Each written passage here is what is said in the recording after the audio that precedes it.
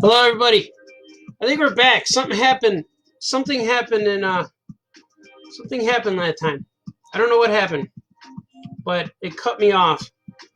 My stream has has ended. That's okay. Facebook forced me to do two parts. That's okay. We'll do part two. And I don't know why I changed, but we're gonna do it. We're live right now. Okay. I don't know how far you guys heard till. Okay, they're saying I'm all good now. But maybe I rebooted it. I don't know. Hopefully all will be good now. And if you're watching the proper stream, that's great. I'm back for more. So I'm going to get rid of all of these all of these dots are all of the colors I used in my layering of the inks so I can overlap. Now, if I choose that one and then choose all, and then I could delete that. Uh-oh, you're seeing Spider-Man's true identity. It needs to come back. Doesn't work.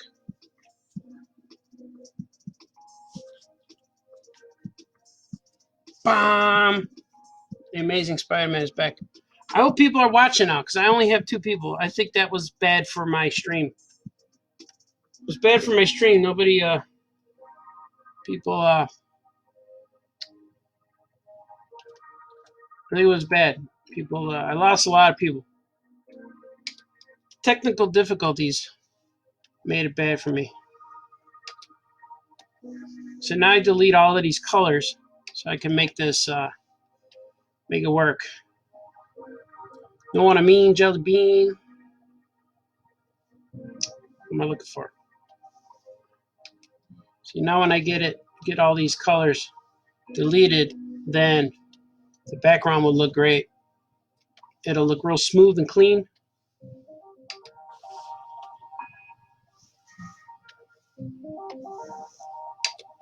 Oh, that wasn't it.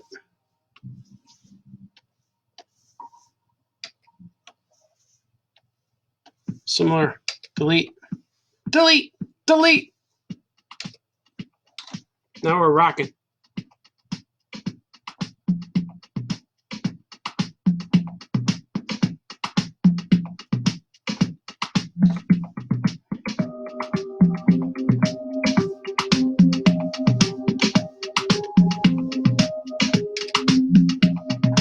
Oh, I forgot her mouth. See that? I forgot her mouth.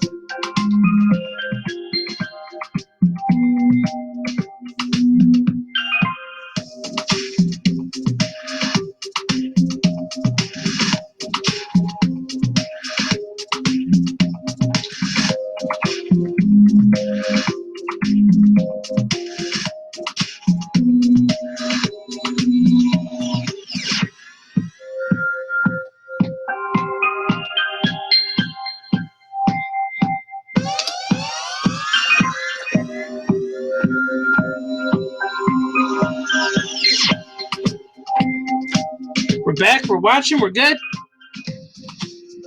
We're getting into the music now. See, now look. See how it looks real nice?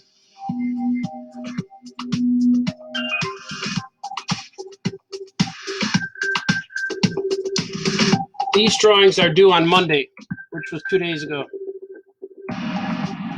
I'm doing my best. I turned in all the other ones.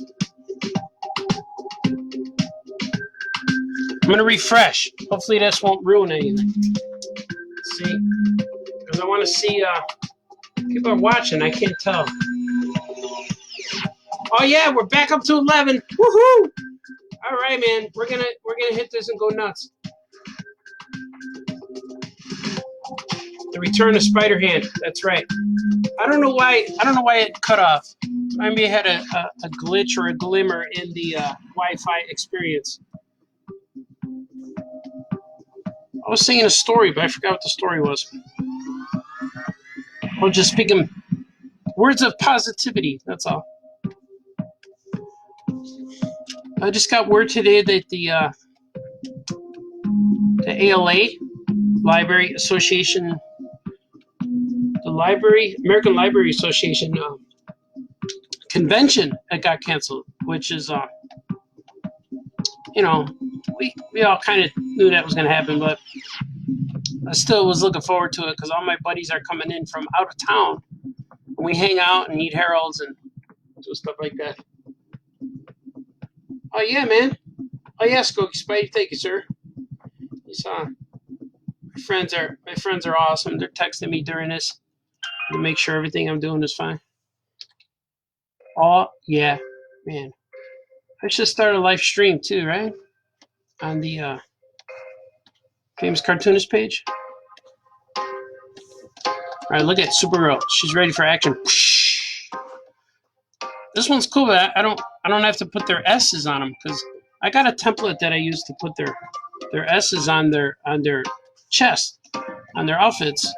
But this one, they're swimming towards the danger with their bodies pointing to the ground. So this is all right. Ready?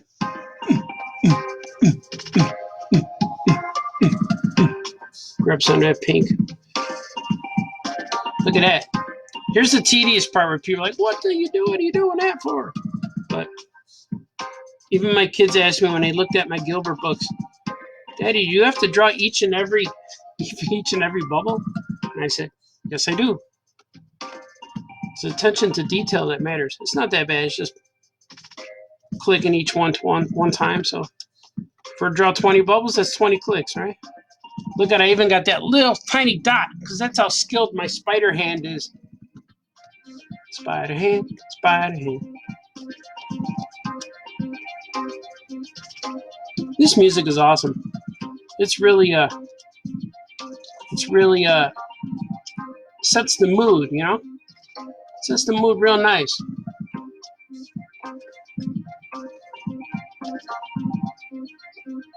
I hope everyone else has cool streams out there.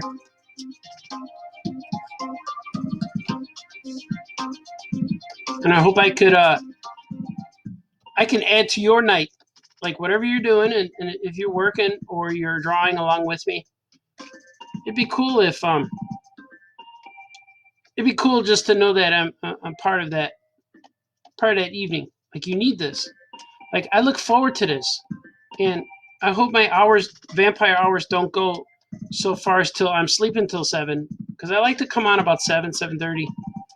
And today I saw a lot of people were also streaming, and I don't want to interrupt anyone's stream. I don't want anyone to have to choose, you know, because everyone deserves to be heard on Facebook, which is awesome. It's awesome that that's available for people. Because remember, when we were kids, we had to wait for that machine on the wall to ring before we could talk to anybody. But now you could talk to everybody, anybody, 24 hours a day. And you could just say things like, I'm just saying stuff. And people could chime in. They could check in and check out and come back and say, oh, he's still talking, or whatever, you know. It's kind of fun. Look at this little dot. I'm going to go. Did it. That steady hand of the famous cartoonist. No, not really. I'm not really steady. All I know how to do with my hands is draw. See, if I raise my hand, I start shaking after a while. See, it's slight.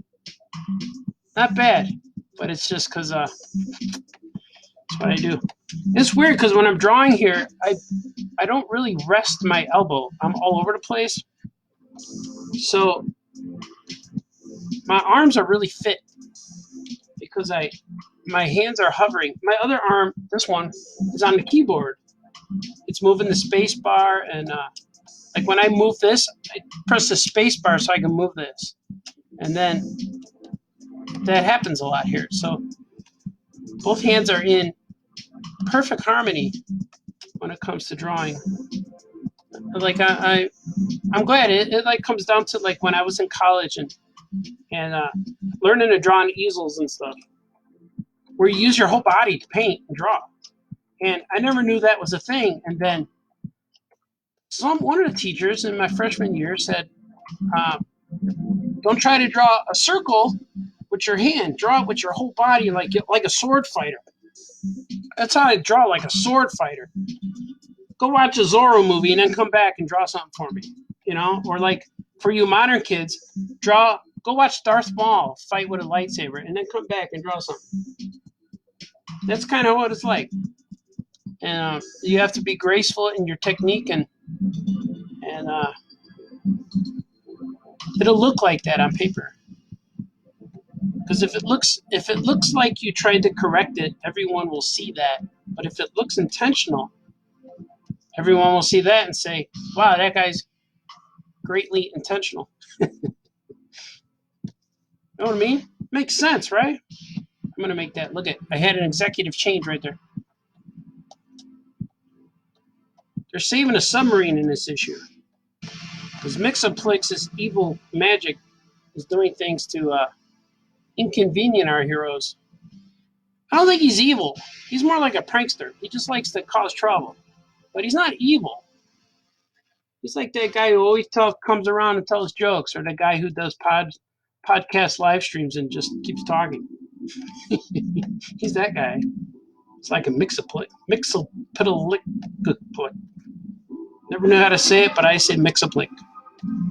I had a Mixaplick Migo, but I didn't have Mixaplick Migo action figure as a kid. I had to buy him when I was an adult collector of toys.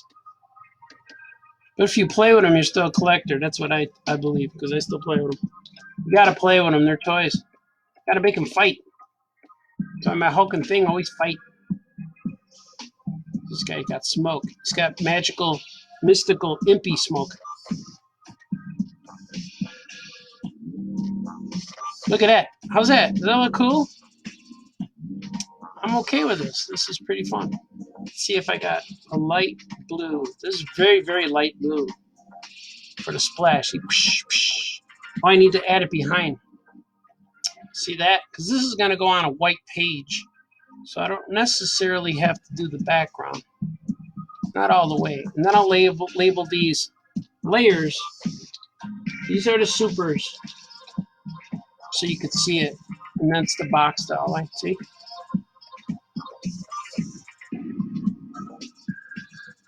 You're still good, right? Still alive? All right. It's all this technology that's it's got me going. The weird part about it is I understand it for being an old guy. I'm not really old yet.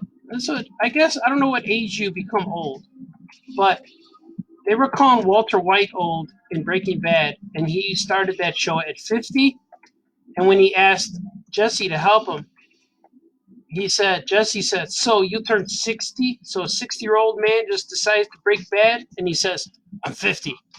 So I'm 50, or I'm 51. So I don't know if I'm old now." According to Jesse Pinkman, I am, right?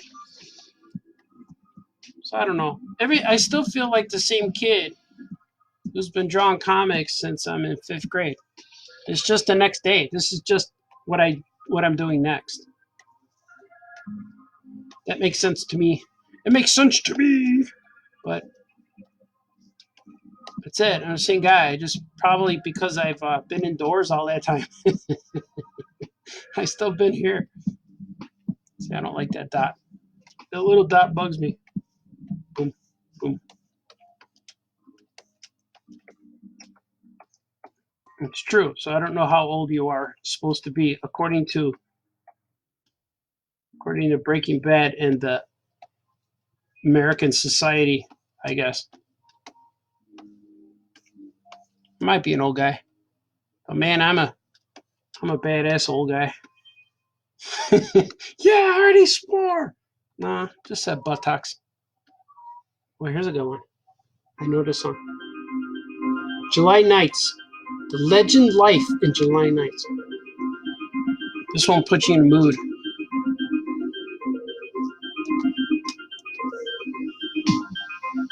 Oh, yeah. Man, Gordy knows how to tear it up, doesn't he? Does all right. He's making more. He showed me another album that he's working on. And I'm going to do that. Yeah, that's better. And he says the songs are better. And they are. They're good. The guy's getting better as he goes. So, I can't wait to upload them. He's perfecting them, and he's going to release them all at one time as an album. And if you go to SoundCloud and listen to his songs, the first song, "LA Flame," is the first track on his new album. So if you decide, if you're listening and say, and an "LA Flame" song sounds a little different than the rest, it's because it is. It's a newer one. It's a newer song from the new album, but he did that one first, and he put it out there to get like a preview. Jeez, my guy is 16 years old, and he's thinking this way, and I'm really proud of that. You have to do this. You have to embrace, especially if you want to be an artist. You have to do what you know how to do. Don't try to fit into a category. Just make your own category. Anyone could do this. Anybody could do their artwork. And you're not wrong. Like if someone tells you you can't draw, well, stop asking that person and just move on. And ask people besides your mother and your grandma and stuff like that. But when you get your stuff out there in the masses, there's always one guy. There's one person. One family, man, woman, child, somebody will like your stuff. And that will keep you going. As long as there's one person, and it's just true. Like I have a bunch of digital comics on Comixology. If you guys want to read them, that would be awesome, because there's Comixology books that I don't have in print that I don't know if I'll ever have in print. But there's a lot of books that I don't have in print, but I put them on Comixology because I need that outlet for people to see my creative ideas and stuff. But I always said that I do digital comics for that fan I'm never going to meet in person. Like, if you never meet me and you live in Utah, I know I probably will never go to Utah, even though it's probably a beautiful state. I would love to go to Utah, but it's not in my plans right now. So I'm making Comixology books digitally for that kid in Utah who's never going to have an opportunity to meet me. And last year was so awesome because I got a letter from a kid in Utah saying that he read my books digitally, and I was like, wow, it blew my mind. And I got to send some to the kid. I still have things that I'm working on to send all my fans who've been writing to me over the years. And it just takes a little bit for me to get things going, because I really want to beat these deadlines in this work so I can move on to other things. I have a lot of plans to fulfill things and to start new projects and to do some things. I don't have anything to announce officially yet, but just keep an eye out, man. I'm not, no matter what happens in the next few months or year or so, I'm not going away. I'm going to keep doing what I got to do. And I'm going to keep making comics for that kid in Utah. You know? I'm going to add eyeballs to these fish, because right now a fish without eyes is just called fish. So I'm going to turn him into a fish. I know that was dumb. Look at that. I'm going to give him blue eyes. How about blue? This black looks a little bit, there you go, that's more subtle. Then a black will pop out. I don't like that either. I'm going to go like this. I'm going to go with, let's see, what color is orange? 155? There you go. I'm going to go with a darker. See, like that's cool. Look at that. What do you guys think? That's almost ready. I got to add some background, but I'm going to move on to the other ones. I'm going to move on to this. Do the same thing. I got 3 pages left. So you guys are going to see those pages in action right now. But now I'm going to do this. See this thing I did over here before? I'm going to throw it in here. Throw it in there. I'm going to throw it in there right there. Line that up so the page is the right place it needs to be. What do you guys think? Is that cool? You like the spider glove? Spider glove fits very comfortably. I'm going to press save. I'm going to see what you guys are saying, because I feel like You're here with me, but I don't want to ignore you. Because what if you guys are saying something cool that I could spin off into a story, you know? Let's see what you guys are doing. Is that Photoshop? Yes, it is Photoshop. My friend Pablo Martinez asked me if it's Photoshop. It is Photoshop. It's Photoshop CS3.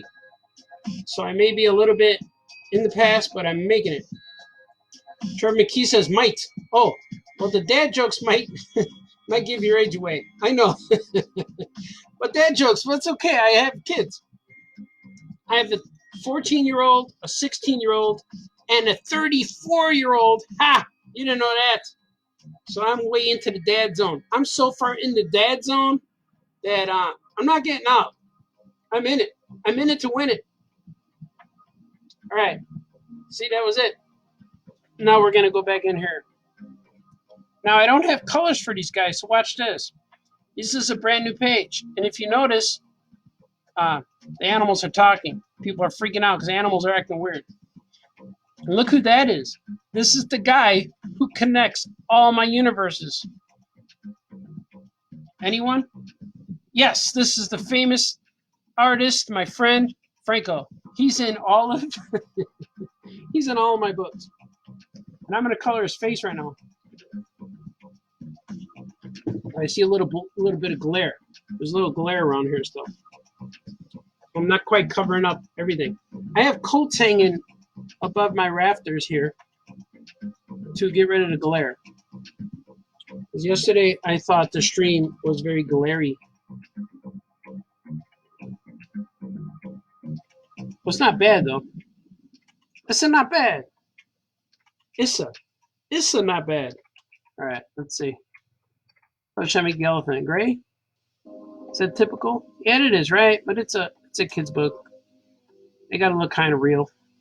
I like making elephants pink, purple and stuff. I'm gonna go pink. I'm gonna go with this nice gray.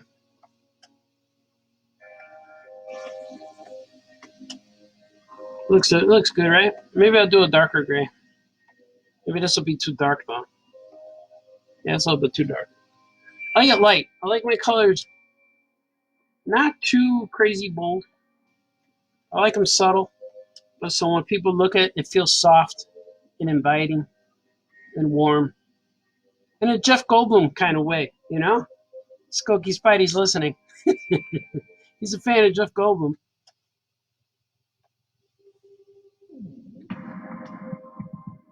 All right. We're back into the action.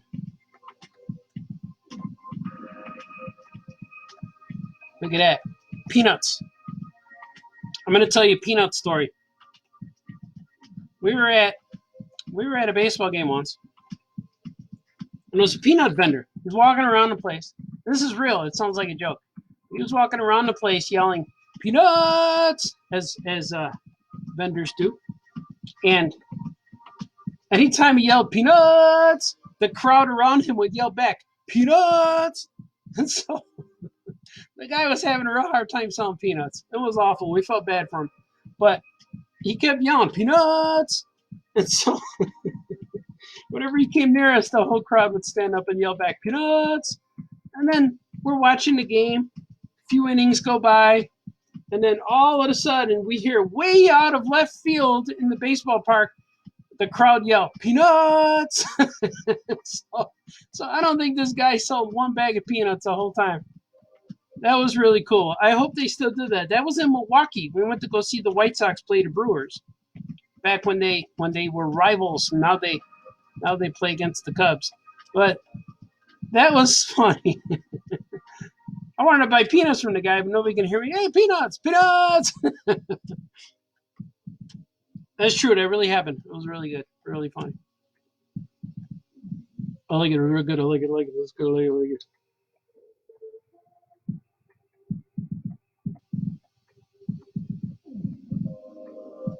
I like this. I'm coloring Franco. Color CDV. I'm gonna make him. I'm gonna make his clothes. I always draw him with purple. I'm gonna go purple. I always get him purple outfit. I always give him a purple. I always give him a purple shirt, and we're gonna give him some like darkish, darkish bluish grayish pants. And we're gonna go with. I'm gonna choose the same red I choose on Supergirl here. This red line is good for the leash. It's gonna be a red leash. So I like to keep my colors consistent at least. The dog, what color should he be? Sometimes they change because I don't want him gray because he's gray. This is going to be yellow. Maybe a brownish, like an orange maybe? Or blue. How about blue? But that would be weird because I got to, it's weird because like with kids' books, especially for this story, it's kind of literal. Like a dog has to look like its real colors because everything right now in the story is normal. So I can't make a blue dog. I'm going to make him brown. But he's going to be light brown. So sometimes you can't fool kids. But you can fool them. Not fool them, that's the wrong word. You can't, you got to make it look real at first. Especially little kids are going to say, Mommy, there's no blue dogs. But I do that in all comics. I have blue characters. I love making the characters. I have a blue cat. So I love making characters that are not supposed to be the way they look, you know? Know what I mean? I'm going to go with the black nose. I don't like it, see? I don't like it. I'm going to go with this one. It's a little more subtle. I'll go with that. There you go. I like that better.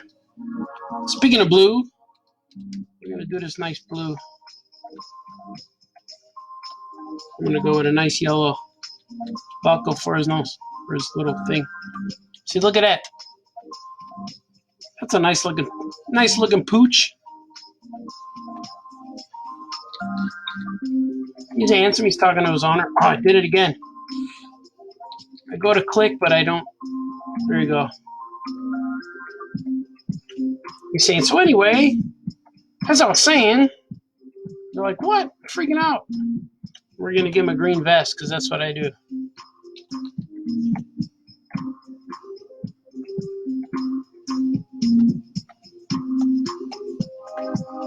How about a red tie? Because good guys wear red. Freako's a good guy. He's in my books. Get some black shoes. Just go straight black shoes. Boom. See, the colors are almost done here. The color lines. I got to color these kids.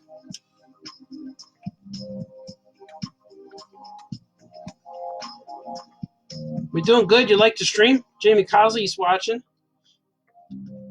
Haas is watching. Oh, yeah, Haas. Oh, yeah, podcast. Let's see.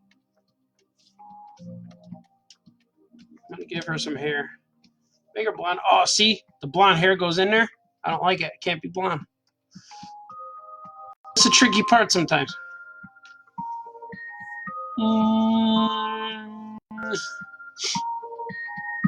See, this is the part that's weird. Trying to come up with a... Let's see. We'll go with orange again. Give her some... Maybe she's a redhead. Maybe, right?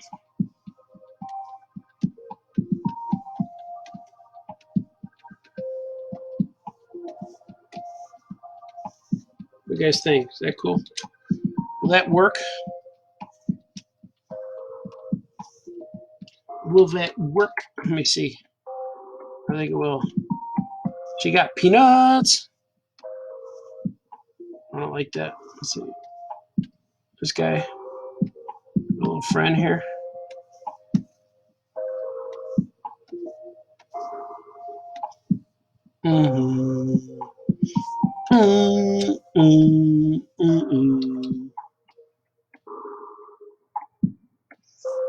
That's her. I don't like the mouth. Should be a little bit. It's blending in with the other colors. See all these things, these decisions I have to make every day. See, slight decisions. They add up, though, you know. Oh yeah. We're in the groove now, fellas.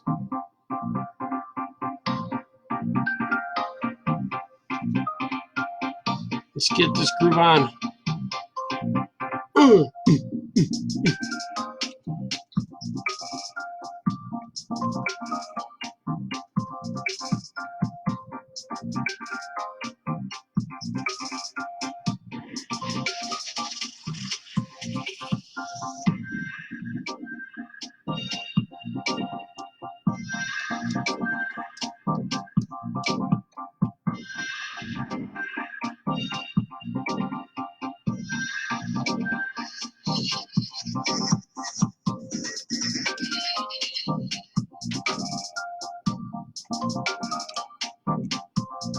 Color. How about purple?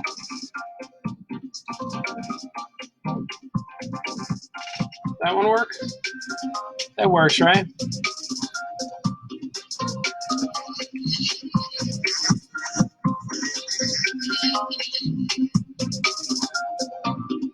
I think the colors are done. Look at that.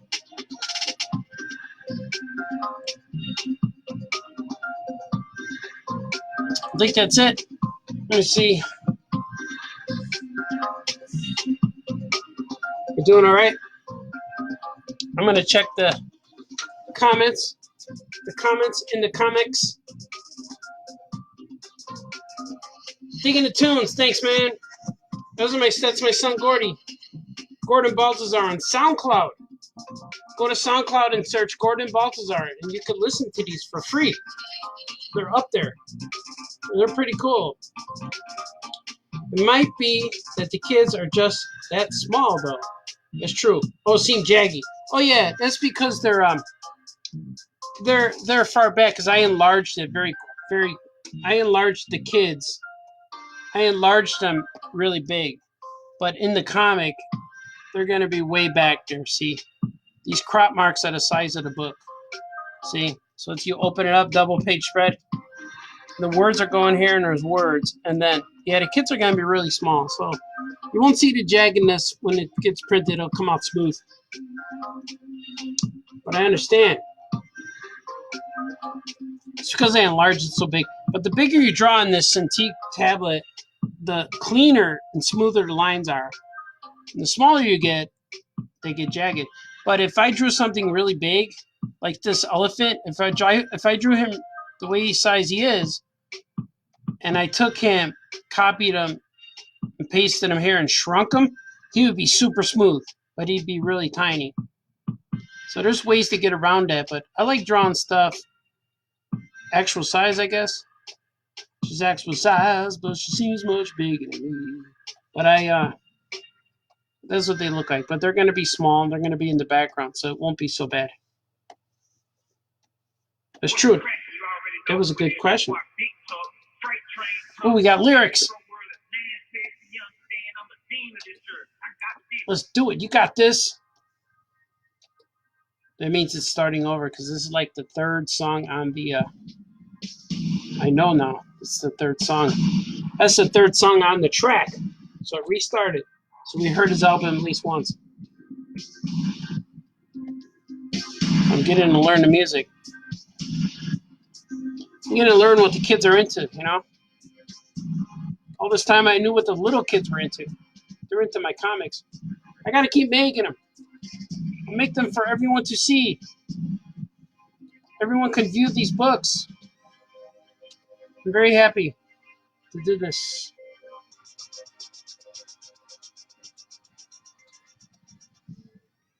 Y'all ready for this? Doesn't it sound like that? It's gonna do that next.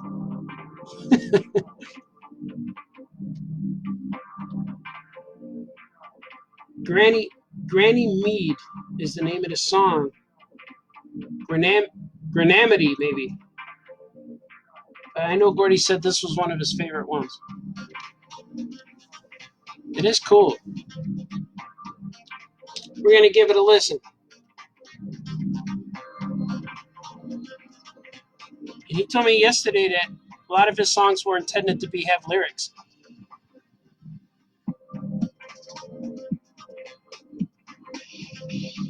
This almost sounds. This got a Stevie Wonder Superstitious vibe, doesn't it? Well, my mom's watching. Hey, Mom. I do this every night around 7:30. I try to. So if you're ever around, I'm talking to my mom right now. It's not everybody. If you're ever around at this time, it'd be really fun if you guys chime in or set your watches.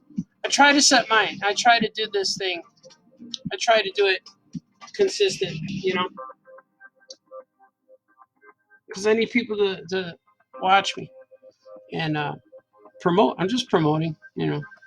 This is fun. I like doing this kind of stuff. The supers. So now I'm going to start coloring. I'm going to go for the colors. Going for it. Because you can't stop me. See that? You hear that? That's like I don't know if he knows that. You hear it? Baby superstition. Writing on the wall. Baby superstitious. Cartoonist gonna fall. You believe in things that you don't understand. Then you suffer. Superstition in your hand. Isn't it? Sounds like it, right?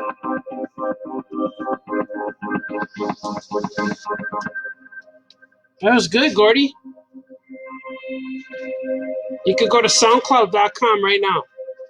Type in Gordon Baltazar. Well, after this. Or if you could listen to it, come back. But you're hearing it now. So I don't know. You're not making sense, cartoonist. Shut up and draw. This song is called Carnival Parkway. And that guy does good. I like what I like when he makes things.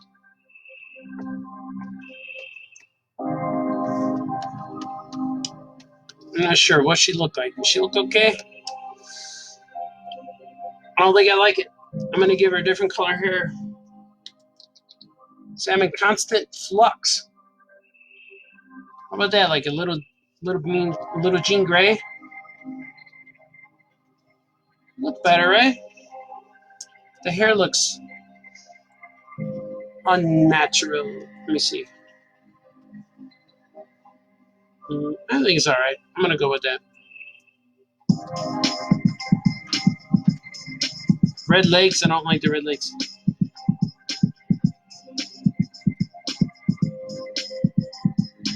Oh, did it again. Don't like that either. How about just white?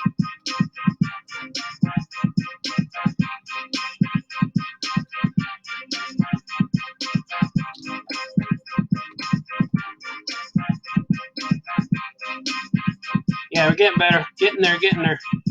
What's some blue? How about this blue right here? That's better. See, that was a struggle. I had inner turmoil right there. I was struggling with the decisions of what color to make this child. What child is this? This guy's that's probably gonna change. The shirt will probably change.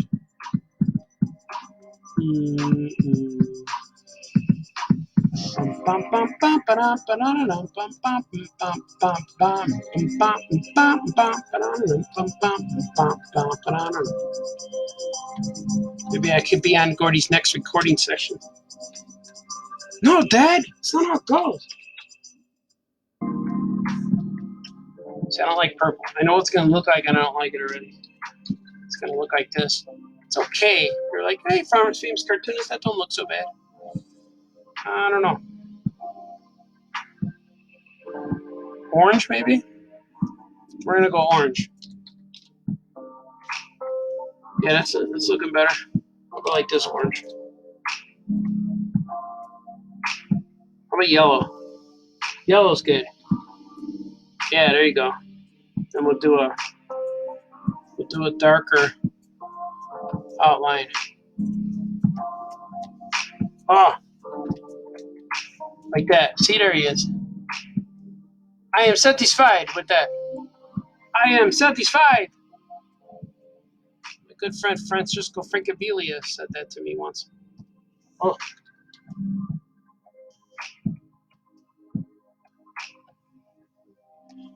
This is what I do every day, guys. I'm here doing this. Exactly what you see.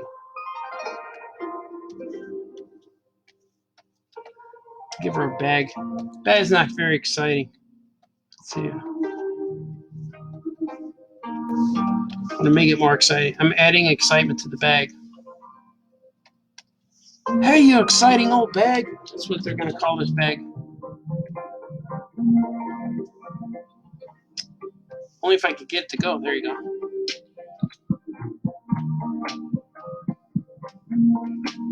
This song has some influence. I could hear influences in this song.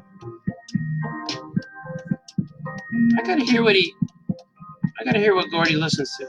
I know he had me looking all over the place one time for an M&M cereal or Reese's Cup cereal with this guy named Trevor Scott on the box.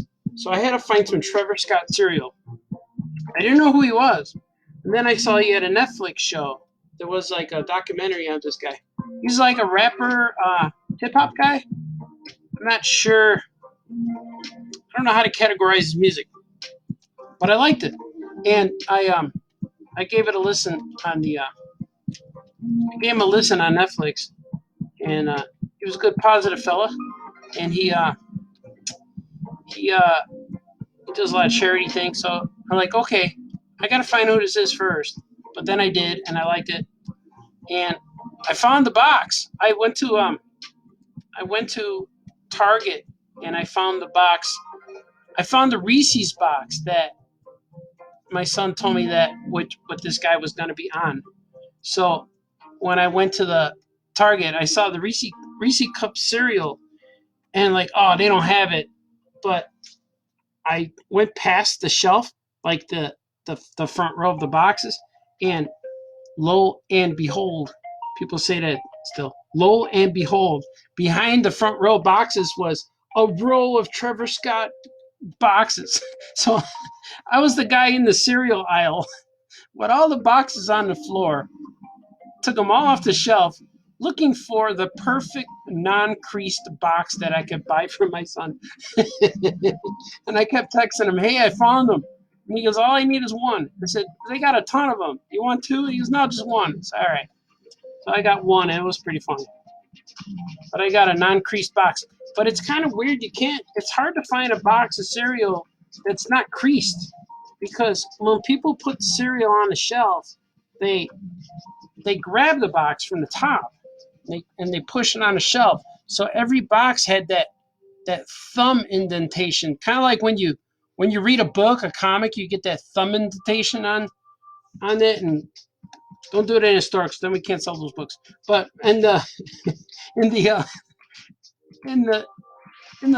grocery store, you'd be surprised how many boxes of cereal are not in mint condition. But I found one, and he now has two Trevor Scott boxes, because the first one took me months to find, long time, a lot of stores I had to look for. But then I found one, and then eventually found another one, and then he said, I got two, we're good. But one was better condition than the last, so I'm happy. I was able to get that. I was able to get that from my guy. But Travis Scott's good. He's okay. He's not a negative influence. He's very, very good, very cool, and he's I think he might be tied in with the Kardashians somehow. I'm not sure. Once I heard that, I went, oh. But then, that's a career move, though, to date one of those girls. so I don't know. That's just me spitballing dad stuff off the top of my head. We're still live, right? We're still going. Let me check. Let me check what's happening. I'm looking at that elephant now. I'm going to make him a little darker. His line's a little darker. Yeah, there he is. And according to what I did last time, I thought I see it now. Oh my God. I could actually, oh, that's why I messed up before. Because I went onto my Facebook feed, but I noticed that there was another window that I could watch what I'm doing live instead of refreshing. Oh, see, I'm learning things. This is my 4th stream, and I'm learning. And I saw my friend Daniel Pickett said, hey, man, yeah, glad to see you too, sir. And Rudy Hernandez says, okay to see me. Now stay put. I'm not going anywhere. And Kevin Bixby asks, where did I find the spider hand? Well, during Halloween, I had a Spider-Man costume. I have a costume. I'm going to show you it. I'm not wearing it, but I have a whole costume. Years ago I had it, and here's the mask. There's my Spidey mask. See? My Spider-Man mask. Whoosh, wow, wow, wow. And I have the whole suit in this drawer. Here's the other glove. This one's for Johnny. Yoko Chips. Here's the other glove. And then I have the suit, but the suit's in the drawer. You know what Spider-Man suit looks like. But it doesn't quite fit me. It did at one point, but it's very tight, very revealing. But I wish not to reveal all that Spider-Man gives me.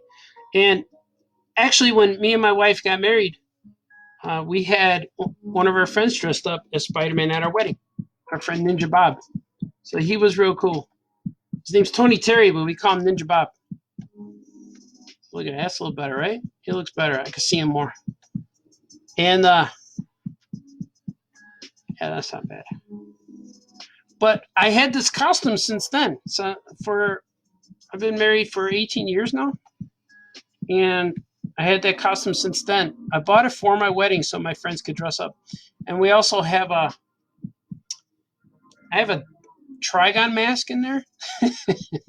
I have a bunch of costumes. I have a Batman mask that I made. I had a few things. I'm going to make this darker because it's not quite. Yeah, that's better. See? It's just subtle. I'm going to show you a mask I have, but I'm not going to wear it because when I put it on my head, it leaves itchies. I don't want to itch. That stuff will make you itch. But check this out. I got a Lucha mask. It's actually a Trigon. And this was from Patrick Brower at Challengers gave me this. And it actually has the 4 eyes, see? And it has the horns, which is a really cool mask. But the inside, and this is cool, they had the neck that you could tuck in your shirt. But the inside's starting to, this stuff is starting to flake a little bit. And when you take it off, you got like speckles on you. So I don't like to wear it because it hurts. It starts to hurt. But it is really cool. So now I might have some. But the Spidey gloves, it's my guest appearance spot. A hand.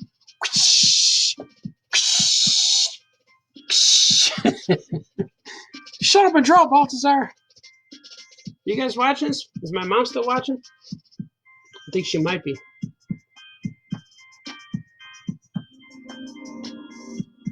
I'm in 49 minutes in. Yeah, I'm going to keep going. This was fun.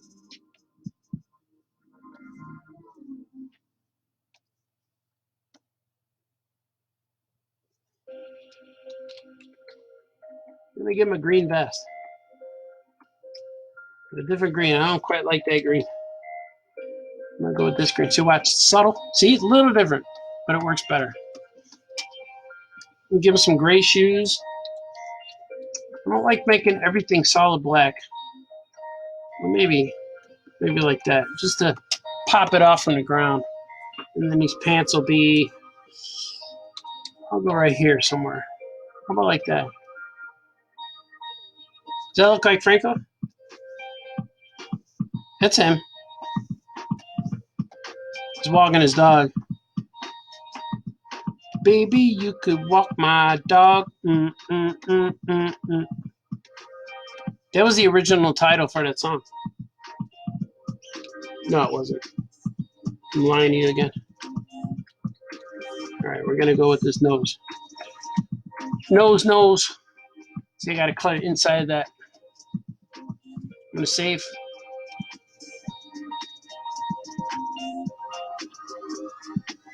I'm gonna see who's commenting. Anybody commenting? Nobody, right? It's okay, you don't have. Oh, I see. I'm behind on the comments. Spider hand draws whatever art tells it to. That's right. Drawing along too. I love the glove. Thanks, Auntie Chris. That Spider-Man glove is amazing. I just turned 50. I say I'm old. Right on, man. I'm old too. That advice is needed, Art. Thank you. Yeah, it's good advice. Well, the dad jokes, so I think I'm going into, gosh, dad much. Cool, Artie. Yeah, we're getting there, man. This is, that's a Yoko glove. That's true. We should buy I think everyone who ever sees Yoko chips from now on should just buy a glove and just keep it on you. And for when you see him, you hand him a glove. And just tell him, Johnny, I just want to give you a hand. That's another dad joke. But that'd be funny. But you just give Johnny a glove.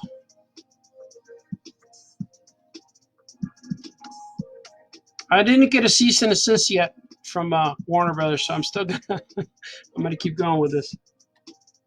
Nah, it's cool. I'm making jokes, but it's cool.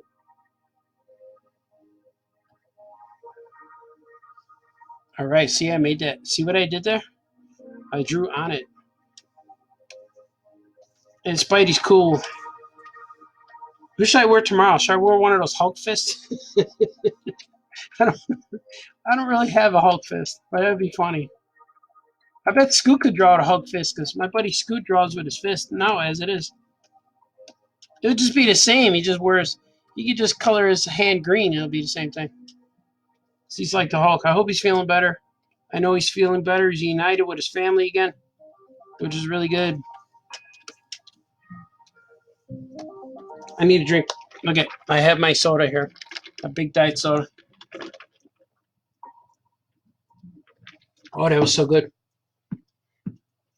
Thanks, Rob. Rob said this has been very awesome, very informative in the process. And the jokes are good. See, you must be a dad too. Oh, listen to this. This is cool. This is the one I always turn up. It's called Rhodium. We're going to ride this wave a little bit. I figure I'm drawing anyway, you know. Might as well bring the masses into it.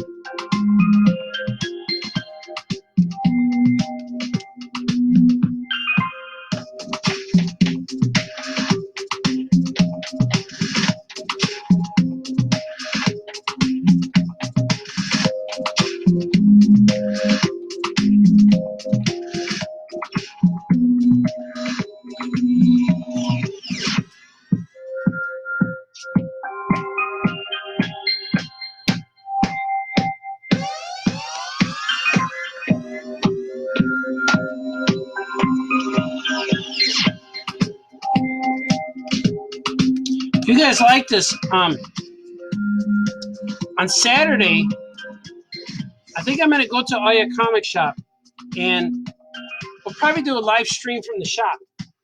I think I want to do a live stream from the shop and try to sell stuff QVC style. I think that's what we're going to try to do. And because this Saturday I was supposed to have a signing at the store, but we had to, unfortunately, we had to cancel it or postpone it. We're not canceling, we're postponing because I'm still going to have a signing later. So I love doing things like that. But on Saturday, keep an eye out on our Facebook page. I don't know how we're going to do it yet exactly. I know we're going to do it, but I don't know how I'm going to do it. But we're going to live stream some kind of sale or something online, on Facebook, maybe YouTube. But we're going to we'll probably do a Facebook feed because we got our Aya Comics page. We have my home page, and then we have my Famous Cartoonist page, and we have the Franco page, and we have Brother Bear's page. We have all these pages. So we'll probably live stream on Saturday, and I don't know what time it'll be. I'm going to try to, I'll talk to number one probably tomorrow or so. We'll lock down a time and We'll either announce it or surprise it, but I think it'll happen. And if it doesn't, I'll be here drawing just like I'm doing now. And maybe try to, what if I try to sell stuff to you here? I don't know. For the store benefit? I don't know. We'll find something. We'll do something. Look at that. That's pretty cool. I think it's finished. I got to put the background in there. A little variation into the sky.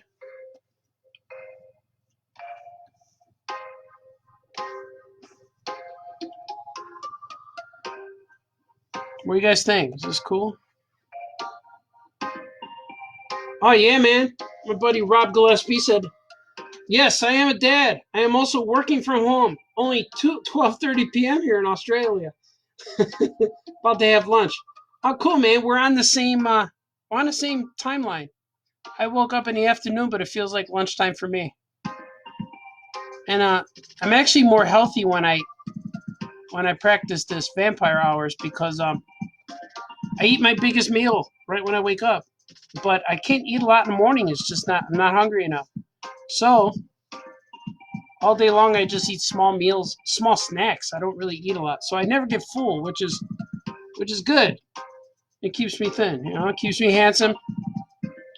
It keeps me looking like this. I'm gonna show you what it keeps me looking like this. See, George. That's what I look like when I'm not working usually, you know. It's a bad joke, Baltazar. Shut up and draw. Oh, there is a glare. You see that glare? It's because of the sun setting. Let's see. I gotta position that jacket somewhere. What is causing that?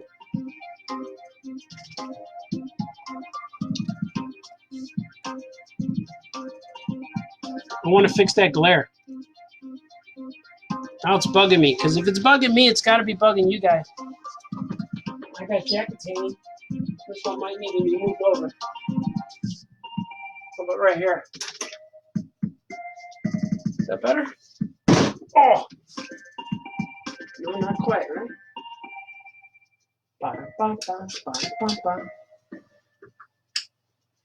Well, that's pretty good, no? I'm not going to worry about it right now. I feel like I'm taking up too much time. Because I cover some of it. Oh, there it goes. I cover some of them in my head when I sit here. See? All right. See, that's me. That's true, man. I'm drawing Franco. He's in all of my books. Number one is going to put together a mystery box for me. Oh, cool, man. Yeah, support our stores. It's fun. I like all of that stuff. All right, let's see. What was I doing? Oh, yeah, I'm opening up another one. I have to bring this box in here. See, I have to put my crop marks. I'm making one so I don't have to do it over and over and over and over. This song is called Ferris Wheel by Gordon Baltazar. You guys should go and listen. Like when I have my art show, I'm gonna try to make some CDs and sell these CDs, and I'm gonna have the CDs playing at the art show. Because now that this seems to be my theme song now.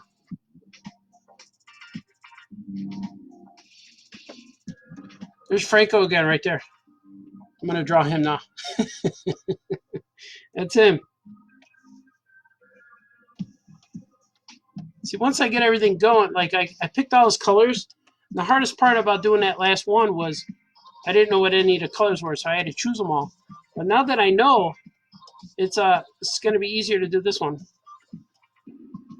Look at everything's back to normal. Here's the kids.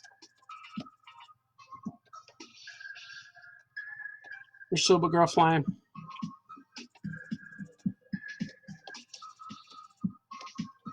Isn't that cool?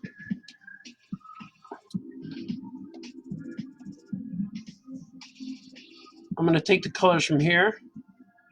See, I got certain colors for their outline, see?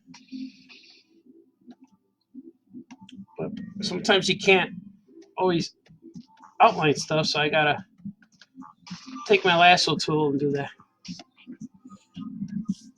I'm still doing good? You guys aren't bored?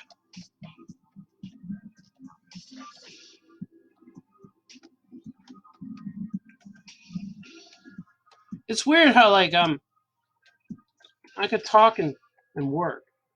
When I'm writing, I can't do this. It's very difficult to do anything else besides writing when I'm writing. That's why I like to go places.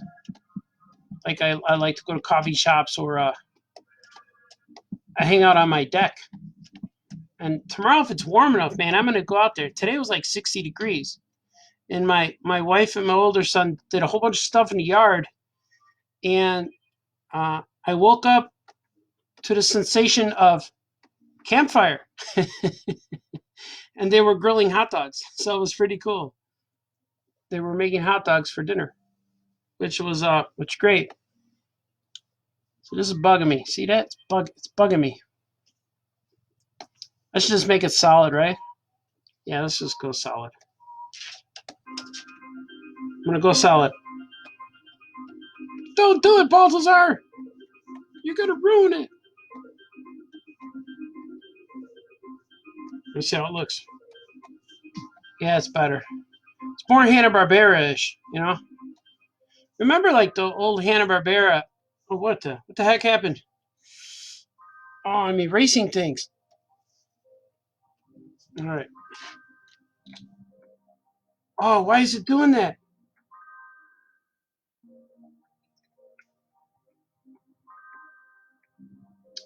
Why is it opposite all of a sudden? Clear. There it is. Normal. There's got to be a reason. All right. Spidey hand was too fast. Remember the old Hanna-Barbera cartoons? Yeah, see? That looks better. It's more satisfying. See, I make these decisions all day long, and then people say, you don't do anything. It's easy to be a cartoonist.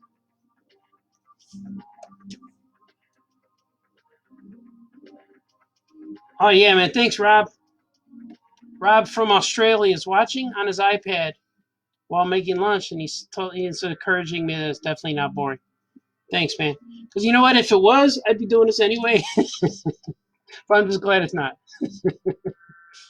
That makes sense. It makes sense for me. Here, I keep opening this, and I don't want to. There you go.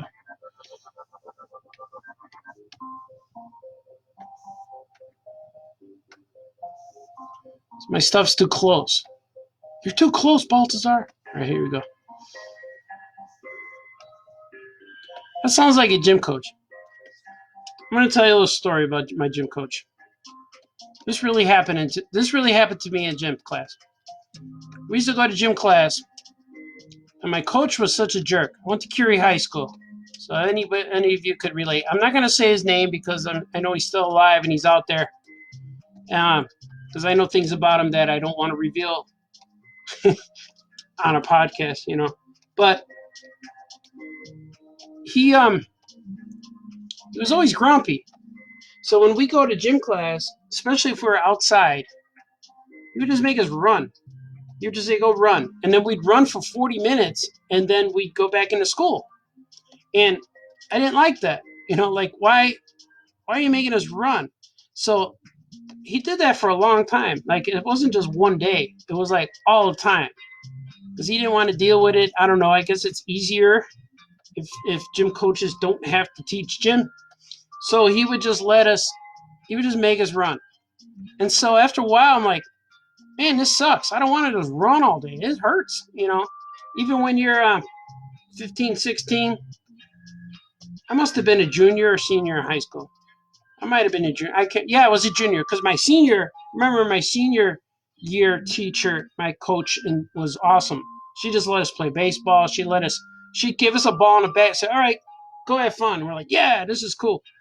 That's how you enjoy sports. You just have fun with it. Don't follow, like, when you got rules and it's not good. I don't want that. I don't want structure. I just want to have fun. Just go nuts. Let's just have a good time. So this gym coach used to make us run and run and run for 40 minutes a day. And eventually I said, man, I can't handle this. This sucks. So let's just take our time. Let's take our time and run around this Curie High School park. We had to run around a park. And so if you run around the park I think it was 4 times. Oh, it was 4 times, or yes, if you run around like 4 times, it's a mile, or maybe 3 times, or something like that. So he told us that you got to run a mile today, and he would count our laps. And so I would start. I started running slow. Like, this sucks. Like, I would run as fast as you can walk. So I started running really slow. Me and another guy. I forgot what my friend's name was, but he was in class with me. He was real cool. But I remember he caught the salmonella. Remember that outbreak that happened years and years ago? Well, he caught it, and he was home. He had to stay home. But when he came back, he was running slow because he was sick. He's like, he wasn't recovered. And he goes, "Oh, I don't feel good." Like he's. So we were like, "Oh, let's just run slow." And so we ran so slow that when it was our time to round and for our coach to count our lap, he was walking with us, yelling at us like a drill sergeant. "Move your feet, Baltazar. Move it, move it. You're running so slow." And I'm like, I'm pacing myself, man. I'm pacing myself. He goes, "You don't need to pace yourself." And then I said, "Yeah, I do, because I still got like 30 minutes to run." And so he said to me, "Run faster. My grandmother could run faster than you." And I told him, "Oh, yeah? Well, go get her. We'll find out." I actually said that to my gym coach, and he didn't like that. And so I kind of got in trouble. He he yelled at me, and the other guy, my friend, was even more of a wise guy, because I believe it or not, but I was a little bit of a wise guy, and when I was younger, I was a lot like I am now, but uh, I guess I deserved a lot of stuff that came to me. But but in gym, he said he was so mad at us that my friend kept saying more stuff, and I was like laughing, but I was getting scared because the coach was getting mad and mad, more mad and mad.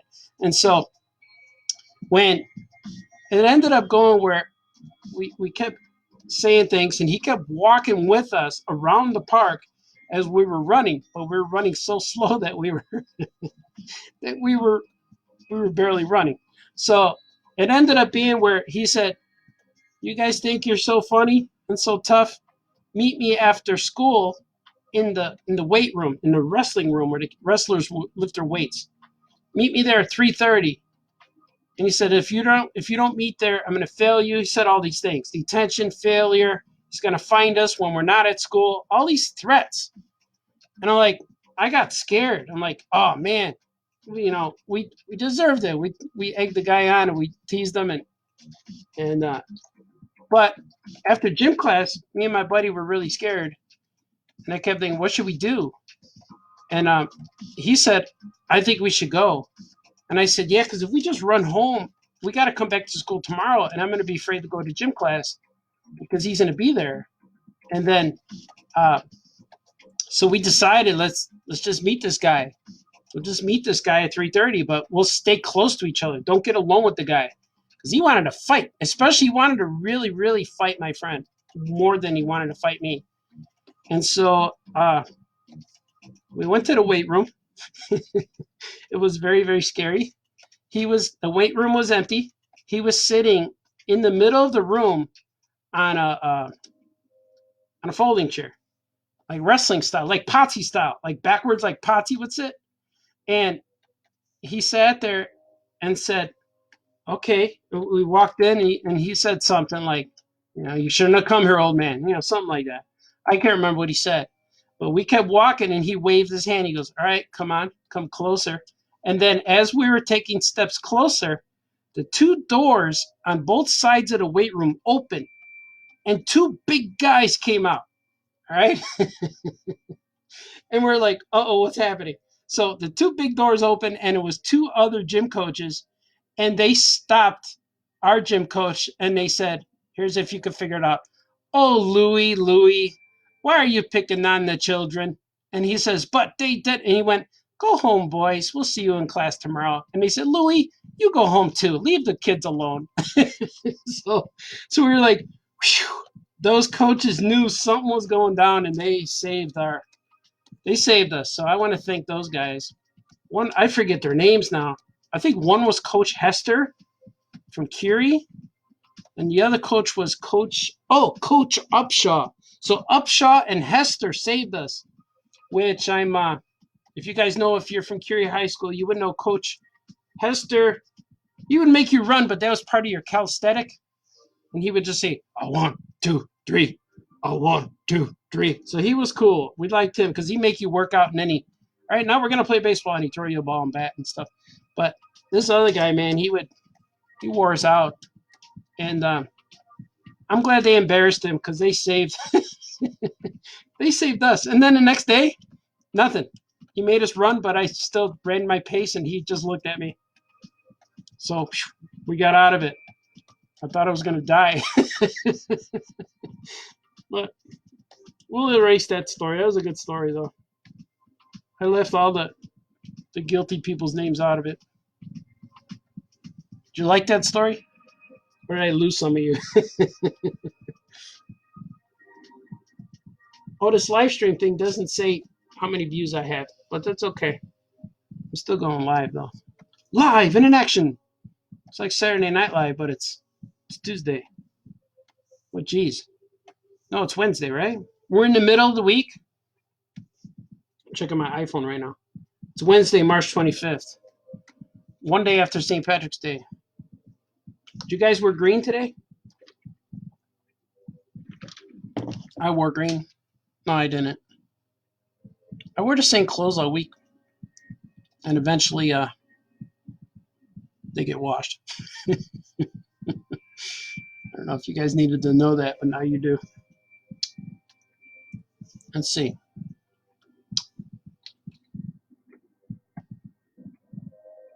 That was a good gym coach story.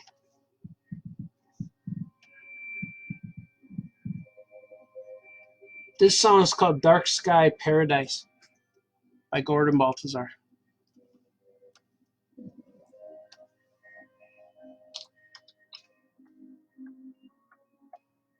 You guys still with me? I'm an hour and 12 in. Yesterday, I think I went for 2 hours and then the video cut off. My iPad ran out of storage. So now I'm streaming this through the old good old-fashioned webcam that my mom gave me. I think I went over there at Christmas time and my mom gave me a webcam and said, "Here, Artie, I don't need this anymore." I'm like, okay. And so I'm using it, and I just hooked it up, and it's kind of like when a kid's learning how to read. They have to solve the puzzle, and once you solve that puzzle, it opens the doors for all kinds of opportunities for you to do other things with what you know now. And that's exactly what happened with the webcam. Like, oh, I could do this, I could do this, I could go streaming. The only thing about this live streaming, besides what I normally do, is I'm talking to you the whole time. But it's still cool, right? I'm okay with this. I'm having a good time.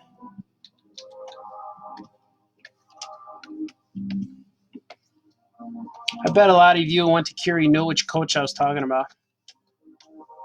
He was rough. I didn't like him. I should have invited him to my old neighborhood. I would have taught him something. Put the fear in him. No, my old neighborhood wasn't bad. It got rough. I had to stop going outside when it was I had to stop going outside when I was a teenager because things started escalating in the streets. Wait a minute, I just did all this stuff.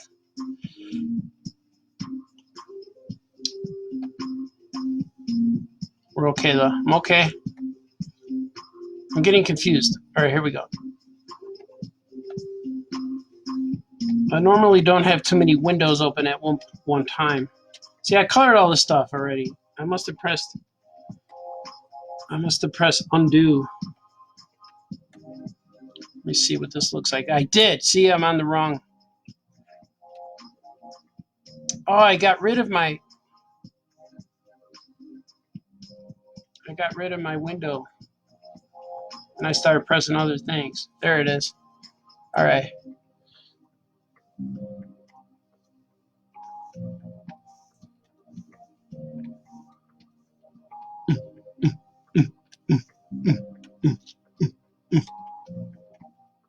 I'm gonna wear the Spidey glove all the time. It feels good.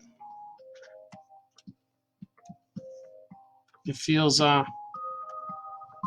warm, comfortable. There's Supergirl flying.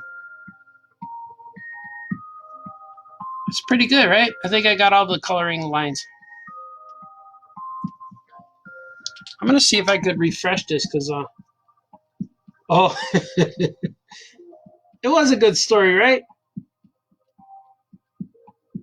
No, that's why I said nobody was in trouble except for me. But I was a wise guy. Well, that was a good story though. It just went out to the atmosphere and never to be told again. All right. I was drawing comic books in high school. I was in high school. We started a comic book artist club, and actually it was started by my friend Pedro, and he's in heaven now with baby Jesus. But he was a good man. I miss the guy because he was real inspirational. I'd see him once a year at Wizard World. He was real cool. And in high school, we were about 15, 16. It was sophomore year of high school, and we were all drawing our own characters. Well, I gotta change music because this is no longer my son. It went on to the next thing. I'm gonna restart it. LA Flame. There we go.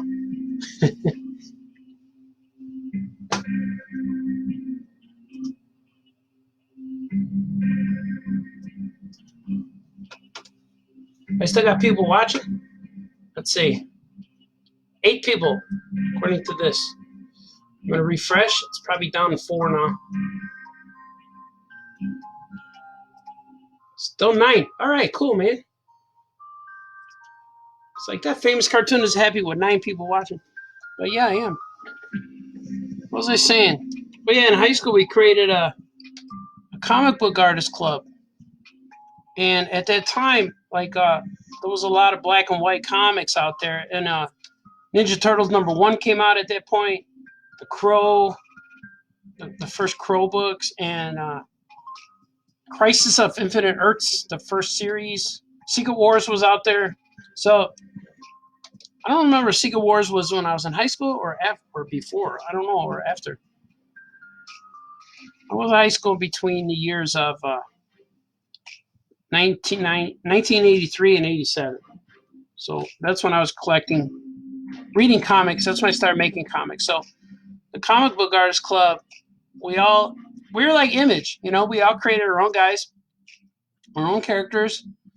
And we started making our own comics, and we thought, wouldn't it be cool if we made our own books? And so our teacher, Mr. Disa, he was a cartoonist too, and he actually signed his name like Disney. He was really cool. I liked that guy a lot. And I don't know what happened to him. Once I left school, that's it. I was kind of done. But Mr. Disa was really cool, and we would have the club in his classroom, and so we created all of our own superheroes, and we started making our own comics, and he would let us print them. We had a printer in his in his back room, and we would print the comics on those. It wasn't a copy machine. It was one where the thing would turn and go shkoom, shkoom, shkoom. It would do that, and so we would print our books in his room, and then we would sell them in the hallway for $1, and then we raised enough money to make some T-shirts. So we had Kiri comic book artist T-shirts, and it was really fun.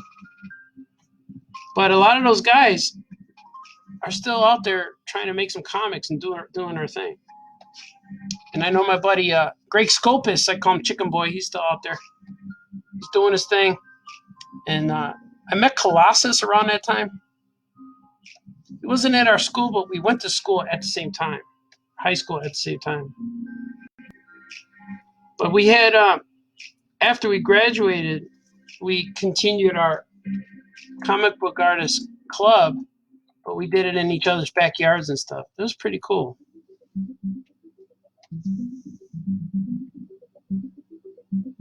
Yeah, it was really cool.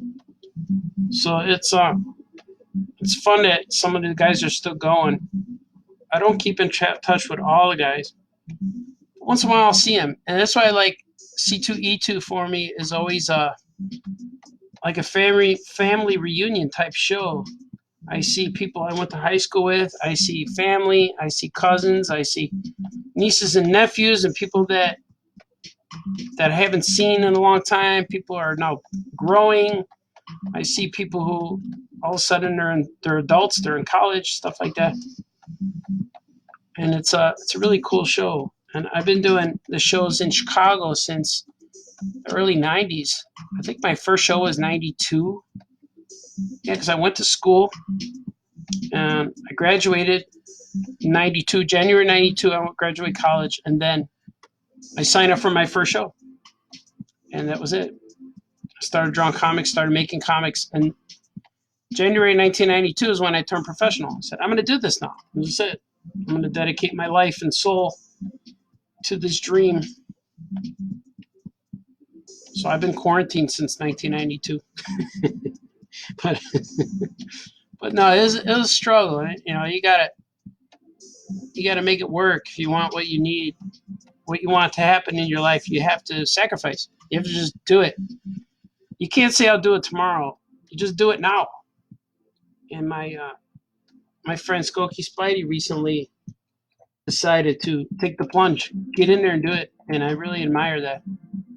Because if you don't try it, like Yoda, there's no try. There's do or do not. If you don't do it, you're always going to wonder, what if I did? And especially if you have an opportunity to do it before you get too tied up in life where you can't do it. That's hard. I think when I met my wife, I had like $40, and my life savings was $40. And she even wanted to go out, go on a date with me, and I'm like, you sure? I'm thinking in my head, I don't know if she knows what we're getting into. Hopefully we have a good first date, because that's probably as far as it'll go. Because once she finds out I'm broke, it's probably not going to go well for me. But it did, and she didn't care about that. And she was more impressed that I made $6,000 the previous year. That was my total income. She was more impressed that I did that by drawing and painting and doing conventions than anything else. And so, like, man, I knew that was it. It was a lot easier. Like, things fall in place. Things shouldn't be hard to do. And if they're hard to do, then stop doing that and move on. You know? Everything should be easy. You shouldn't have to tolerate things. If you're tolerating it, then, I don't know. That's my advice. If you have to go somewhere and tolerate things and people all the time, you have to find a way to get rid of those people, or you take yourself out of that situation. Get out of there. Rearrange your life. That's just me. That's just me thinking. That's a good philosophy, I think. Don't let them bring you down.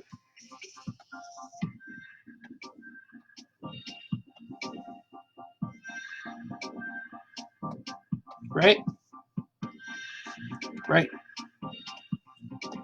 Bum, bum, bum, bum. Look at that. Bum, bum, bum.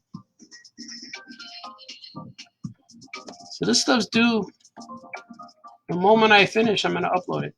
But the weird part right now is like everything is uncertain.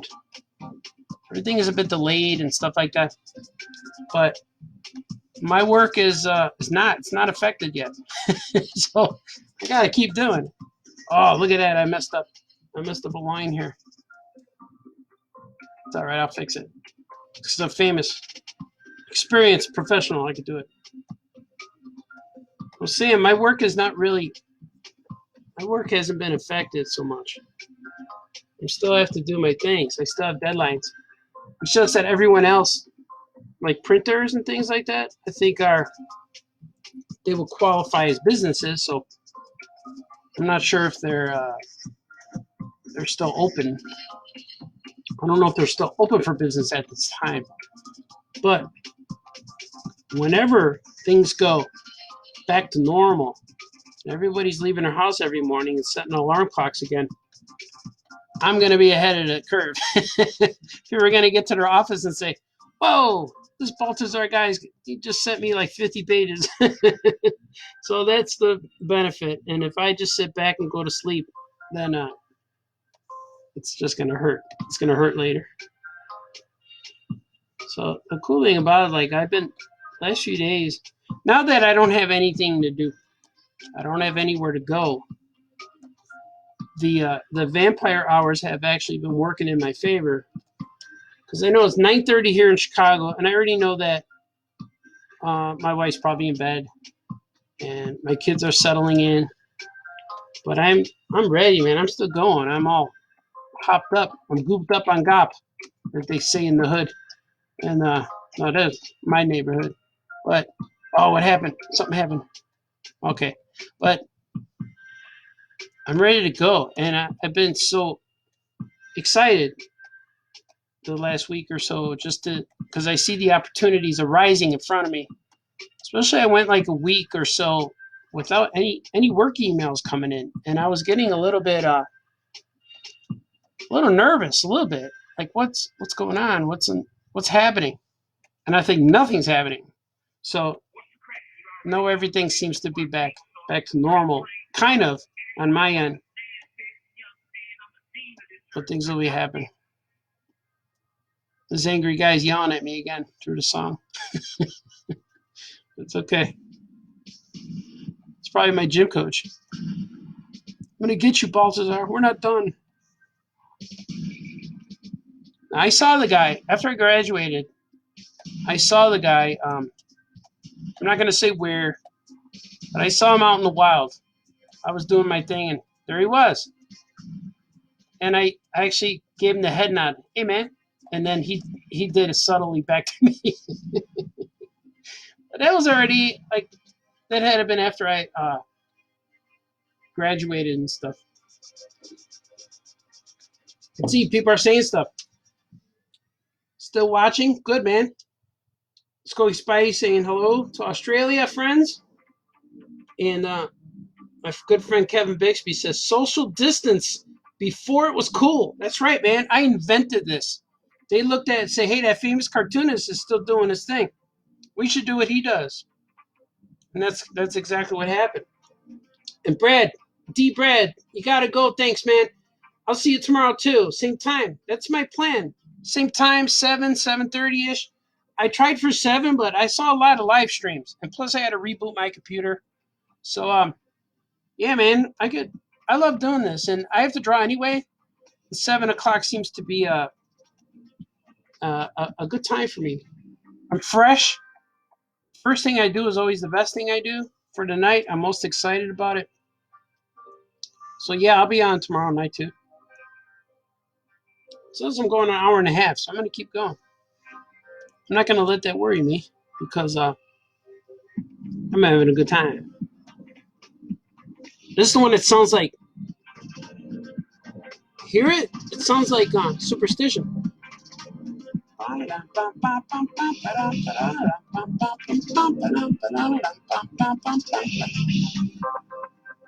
wonder if he knows that. I got to ask my guy if he knows that. If not, that would be cool that Stevie's channeling through my guy. Hear it? Baby Superstition, writing on the wall. 13-month-old baby. Something, something, something. You believe in things you don't understand. The more you suffer, superstition in hand. See, it sounds it, doesn't it? Oh man, I hope we don't get sued. We won't. I didn't know. It'll be cool. We'll go to court and he'll say, "Who's Stevie Wonder?" You never know. Here you go. Hit it. It's not the same notes, though. I think we're safe. We're safe from that My Sweet Lord fiasco. Hallelujah. I'm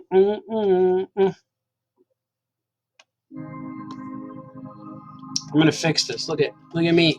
I'm executive decision making right now.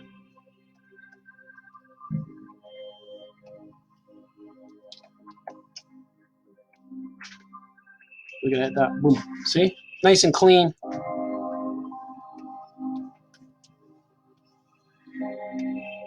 Looks like the dog won a prize. He probably won Best Dog of Skokie. It's cool when you win an award that you didn't know you were up for. It's just cool, man. I'm so proud of that. It just feels good. And look at this. This is pretty good. I think I finished.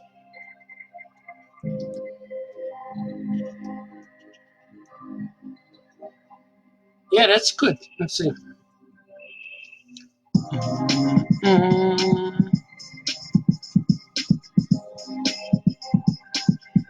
Now we're going to do, I label the layers supers.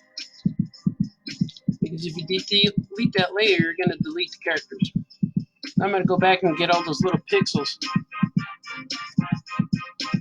There's going to be pixels behind this. If I can find them. There's one. See right there?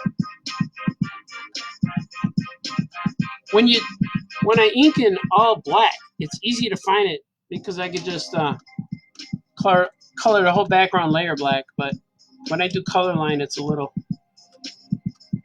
more tedious. But the end result is super fabulous. And I'm all about the super fab. I'll take fabulous over anything, any day. I don't see my cousin Treese tonight. Oh yeah, Rob, you gotta fly. Wipe his ass to drive the kids. Hey man, you gotta do it. It's still afternoon where you are. But thanks for watching, brother. You're a good man. Same art time, same art channel. Yeah. This is really fun. I enjoy this. I'm glad I knew this existed, but I'm glad I discovered it. Like, I'm glad I was able to figure out how to do this. And all I needed was that webcam. My computer never had a camera, and now it does, thanks to my mom. See? She helped me in my career once again. They sent me to college, said, here, figure it out. And I did. Like, I just always refused to get a job. I never liked having a job. I was good at stuff, but I get bored. I just get bored with stuff. I just go home or just, I don't know. Move on. I'm that guy now. I am myself doing my thing.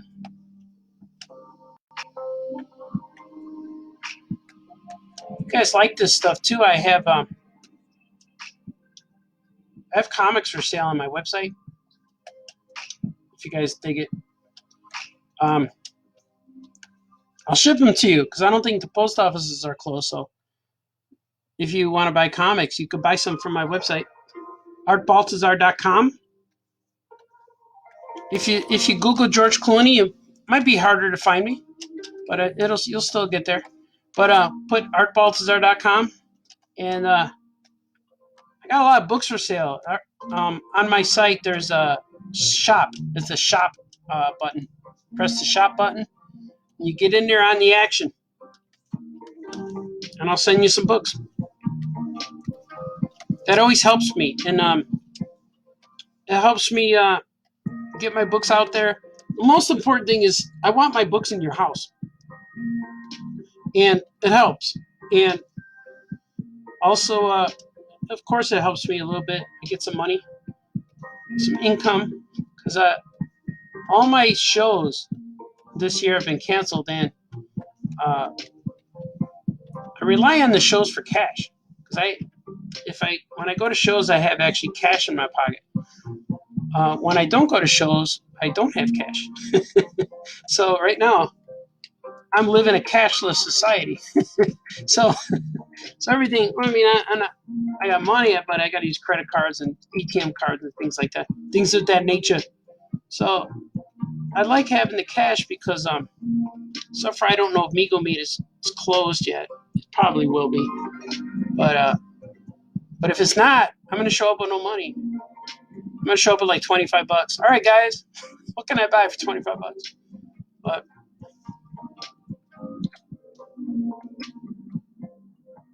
so I'm trying to sell some comics to make up on lost wages.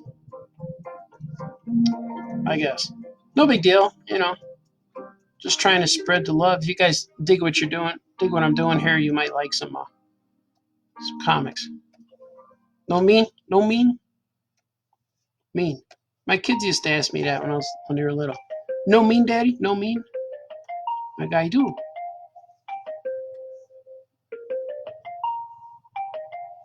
You guys still watching? Am I doing all right?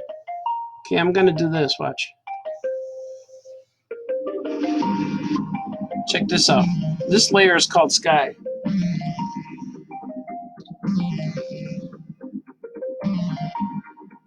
Oh, this layer is called Sky. So we're going to, guess what? We're gonna put the sky on there. I'm gonna do a 230 pink.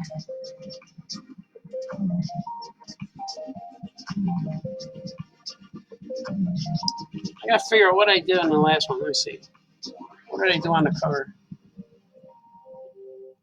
I went light to dark, right? I did. We're gonna do that here, I think.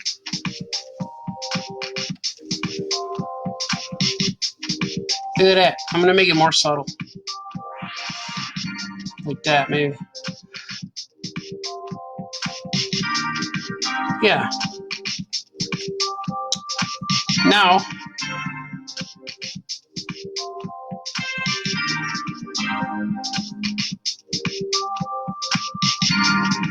alright, was it wrong? Like, what's he doing?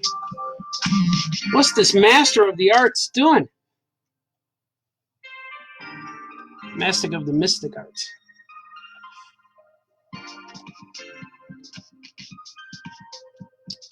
Something happened. Alright, I switched. Switched.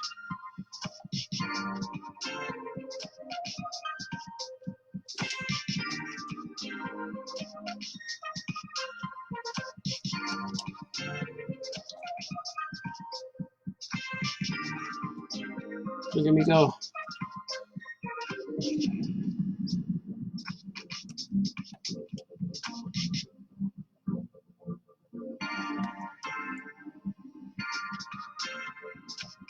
Kevin Bixby showing me. Oh yeah, shout out. Oh yeah. You still drawing with me, Kevin?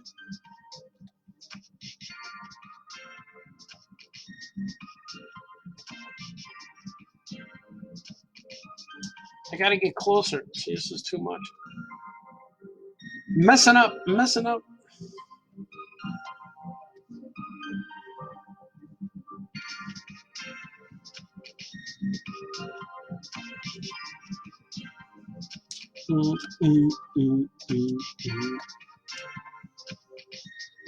So I'm making the clouds white. It's very subtle. I may have to adjust the sky just so you can see the clouds better. But when I put a nice pastel color behind the characters, the main action, it helps them pop, you know? They pop a little better. The backgrounds look that much juicier. Is that the right word? Yeah, they look juicy. They look a little better, you know?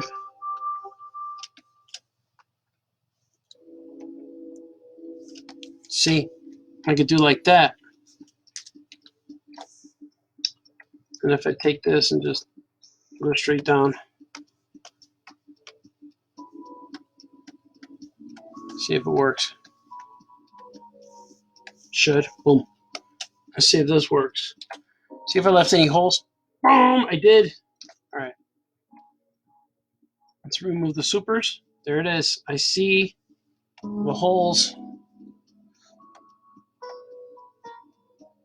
There's one over here.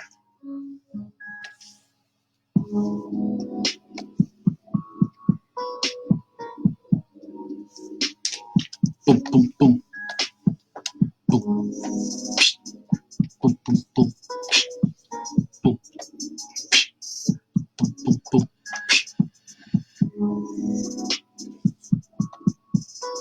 Pretty good. I went over it again. See? Why am I doing that to myself?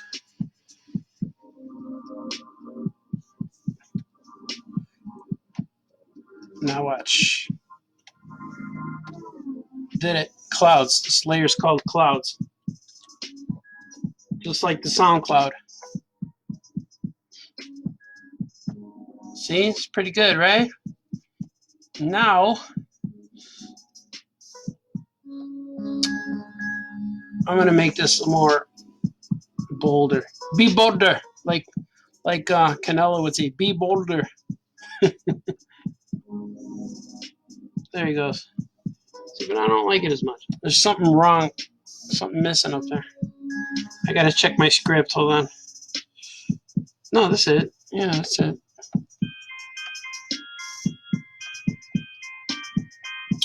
I'm gonna add some clouds. Watch.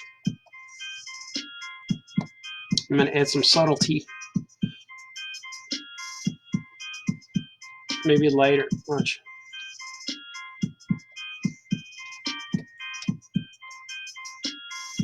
You didn't know I could do this.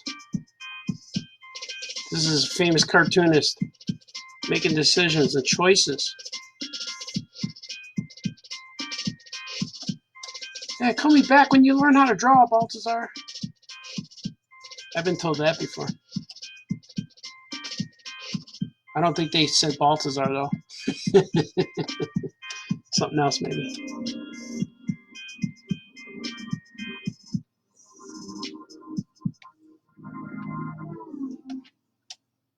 I wonder if Jim Lee's watching me. Because I watch him, you know?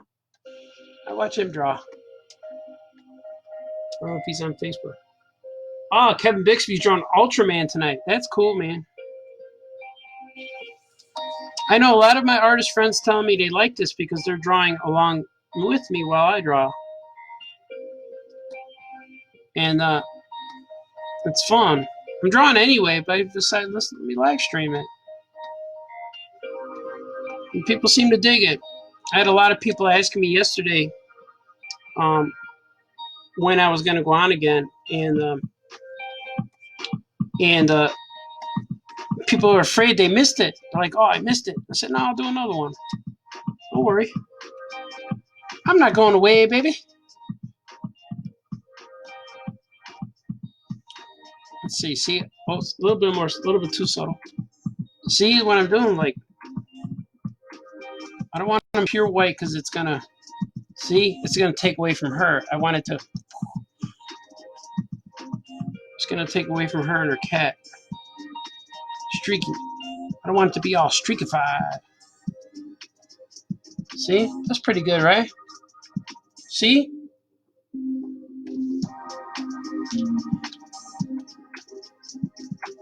Is that pretty good? I could have made him fade. Yeah, I should have did that. Yeah, let's do that. Because then you get a more gradual. Watch. This is Photoshop skills now, folks. I'm going to get rid of them. Actually, I'm going to make a layer first. Then, put them on another layer. And then, call this Cloud. Cloud 2. Clouds 2. And then, they're on that layer. And then, on Cloud 1, I delete them. See? Now they're on Cloud 2. Well, just the opacity. So they're a little more subtle. They're not so, oh, that's the wrong one. So they're not as harsh, you know? clouds too. I'm gonna go subtle. The gentle hand of the spider hand. See, they look pretty good this way, see? And then the gradulations underneath will shine through. See, look at that. I like that much better. But look at my error over here. I have to fix this a little bit. It bled over, see? Wasn't aware of the bleeding of the clouds. Oh, that looks cool, right? There's two more moves I gotta make on here. I have to get something just in my folder here, my computer. Oh yeah, Ryan Green's drawing along as well. Cool, man. I'm glad I could provide some enjoyment with the masses. We're down to 4 people watching, which I hope all those 4 people are drawing.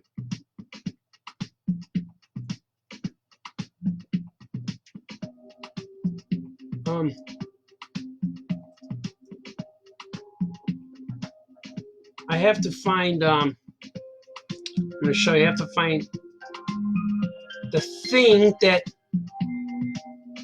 defines Superman. Like Superman wears the tights. He comes from Krypton. He has the red cape. He can fly. But there's one thing. Bam, ba, ba, ba, ba. He needs that.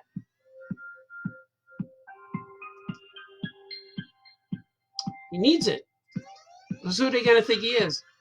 Hey, that guy's here. The guy with he looks red and blue and flies around. Oh, red and blue guy. They're gonna call him the Streak. Didn't they call him the Streak on Smallville? But then actually they called him the Streak. Woo! Look at that! Look at that! They called him the Streak on in the original Superman comics. For the very, very first comics in the very first comics in the 40s, he was known as the Streak because he would vibrate his body and his face so you could not see him. You could not take a photo of him. And that was a great way to disguise the whole Clark Kent with glasses thing because it made sense. He vibrated as Superman when you look at him, like Sasquatch does. He's always blurry. So Superman was like, that's probably where Sasquatch got his techniques. Or that's where Superman got his, that's a good idea he got from Sasquatch. All right, here's the ground. Boom. Here's my template I make for concrete. And I just need to place it in here. So that's why they called Superman the Streak. Or no, they called him the Blur. It wasn't the Streak, it was the Blur. That's right. In case anyone's trying to correct me right now. It was the Blur, Baltazar! But it was the Blur. That's why. That's why he was called the Blur, because he would blur himself because Jimmy Olsen would try to take a photo of him and he couldn't.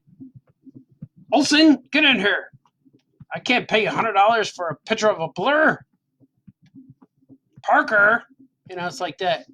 I bet Jimmy Olsen and Parker knew each other. See, I like this, but this line is a little too harsh for me. See that line color?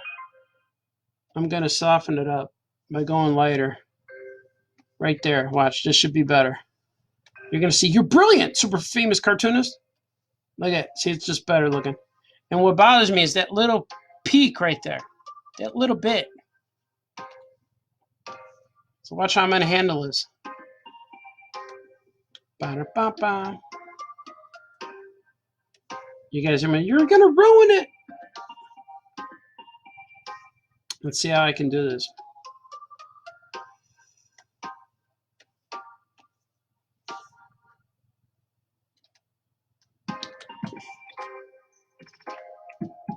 Cut and paste it. I did a copy of it. Is this gonna work? Nah. I'll just go grassroots style. Just do like this. This is what I thought about doing in the beginning. Or just leave it. Maybe I'll just leave it. Not bad. I'm gonna leave it. Just that little triangle bothers me. It focuses. See, now when I point it out, that's all you could see. Boom, boom. See, if I do this, it'll be better. If I do this, it'll be better.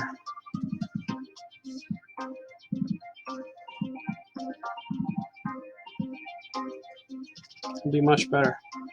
Oh, he's smart. That famous cartoonist guy.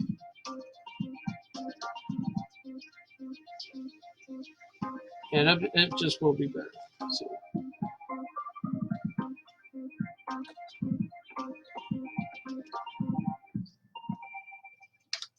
It just works better. See? You were right.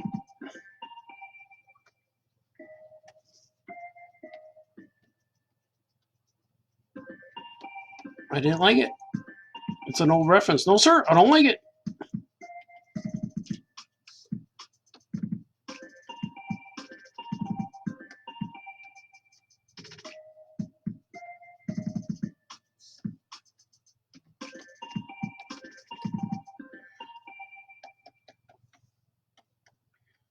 This is how it is every day. That's what I do. And then after I'm done tonight, I'll be probably done at I'll probably be winding down. Lately, I've been drawn to like 6, 7 in the morning, and then that's when I feel I need to stop. But then the moment I stop, I get real tired. Last night I kept going until like 9 o'clock in the morning. I kept going. Okay, I think that's good. See, now it doesn't bug me. See, it's not there. See what I did there? I gotta press save. Now, this is the fun part here. I have all these Superman S's that I've used. I actually used all these S's at one point. Oh, something's going on.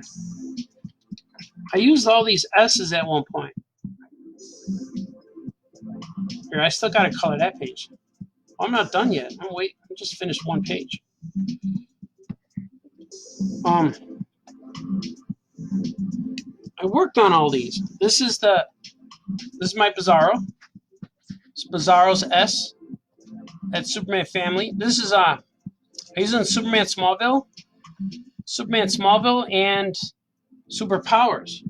And this is Bizarro's S from Superpowers. I needed a swig. This is Superman Family S, which is also the New 52 S, because I traced it off of this one here. The one underneath you see is the New 52 S. That's a Jim Lee drawn S. And then I turned it into, I think this was Negative Superman. This was Jor-El. And this one was Jor-El from Superman Family, or Superman Superpowers, I think. This was the Periwinkle Superman's S. And this is the Bizarro Superman's S from Superman Family. And this was the S from the Composite Superman from Superpowers. Here's this S that goes on the back of Superman's cape. You know, never spit in the wind and all that. Here's traditional Superman. I didn't take this from anything. I actually drew it. I made my own because this is the one that's on all the Super Pets. I actually made it for Crypto, but I use it for everybody. So whenever I draw classic Superman, he has this S.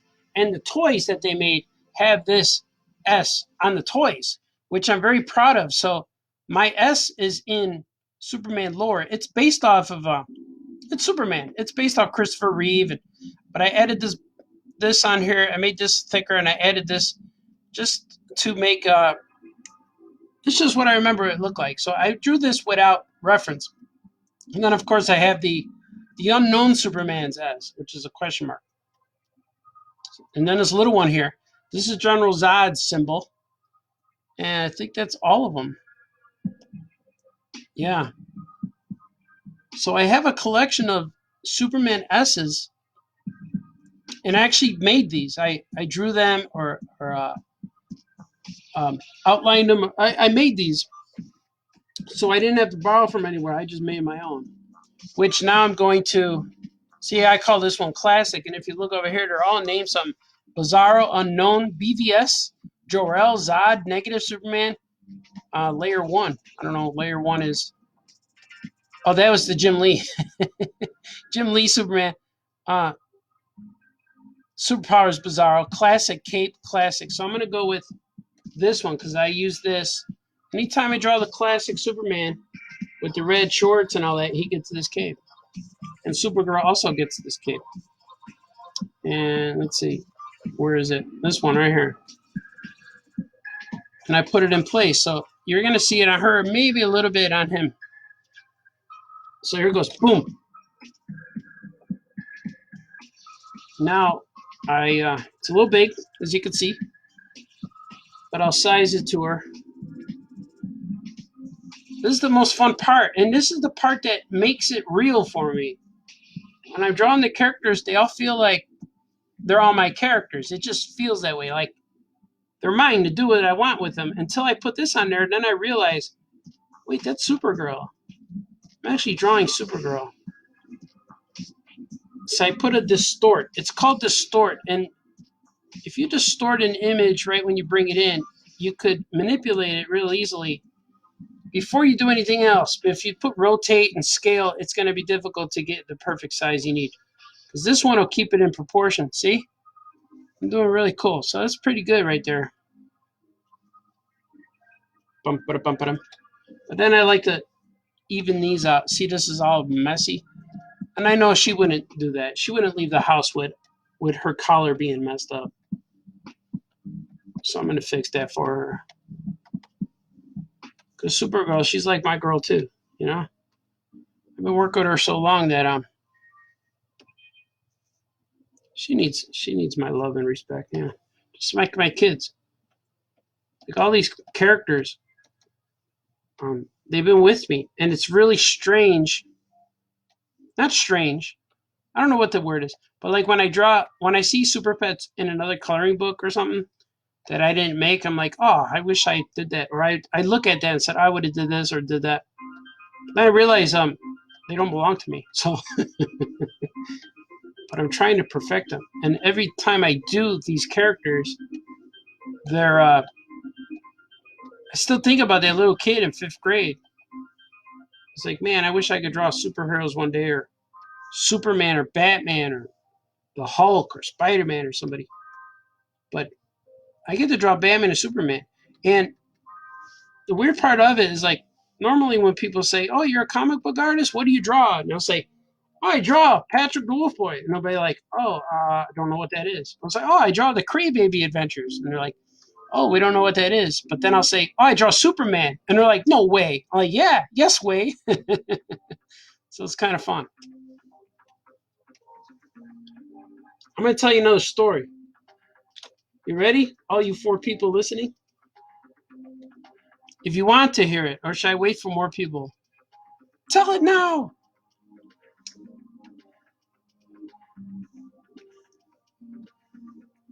It's a cool story. It's a behind the scenes story a little bit,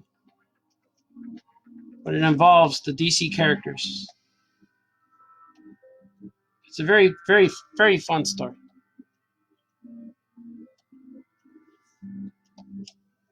But first I'm going to put this S in place. Then I'm going to see how many people are watching. Then I'm going to proceed to tell the story. If my friends are still drawing with me, you'll like this story. We're almost at 2 hours. Because if I'm just going to talk to myself, I might save the story. But you could always watch this later, right? I'll probably do that. I'll probably tell the story anyway. Because I'm like an old guy now. I tell the same stories.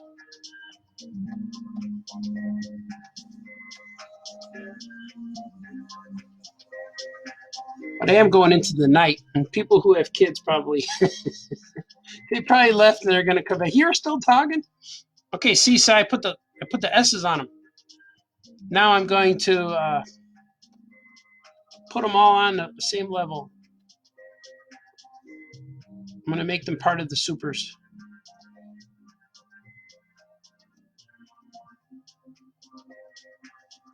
Merge visible. There they are. Now they're part of the supers. Now when I see if I, yep, they're all together. All together now. All together now.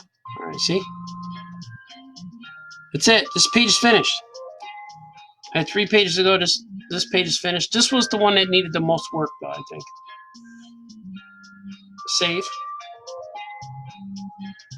I'm going to do a save as, just so I can get it in there. Because that'll force me to go to the computer. And I can look up to see who's talking to me. If anybody's watching.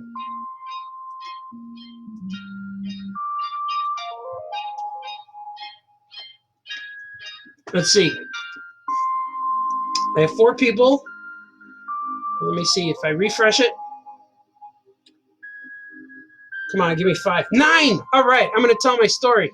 I doubled what I thought. All right. I'm going to tell you a cool story.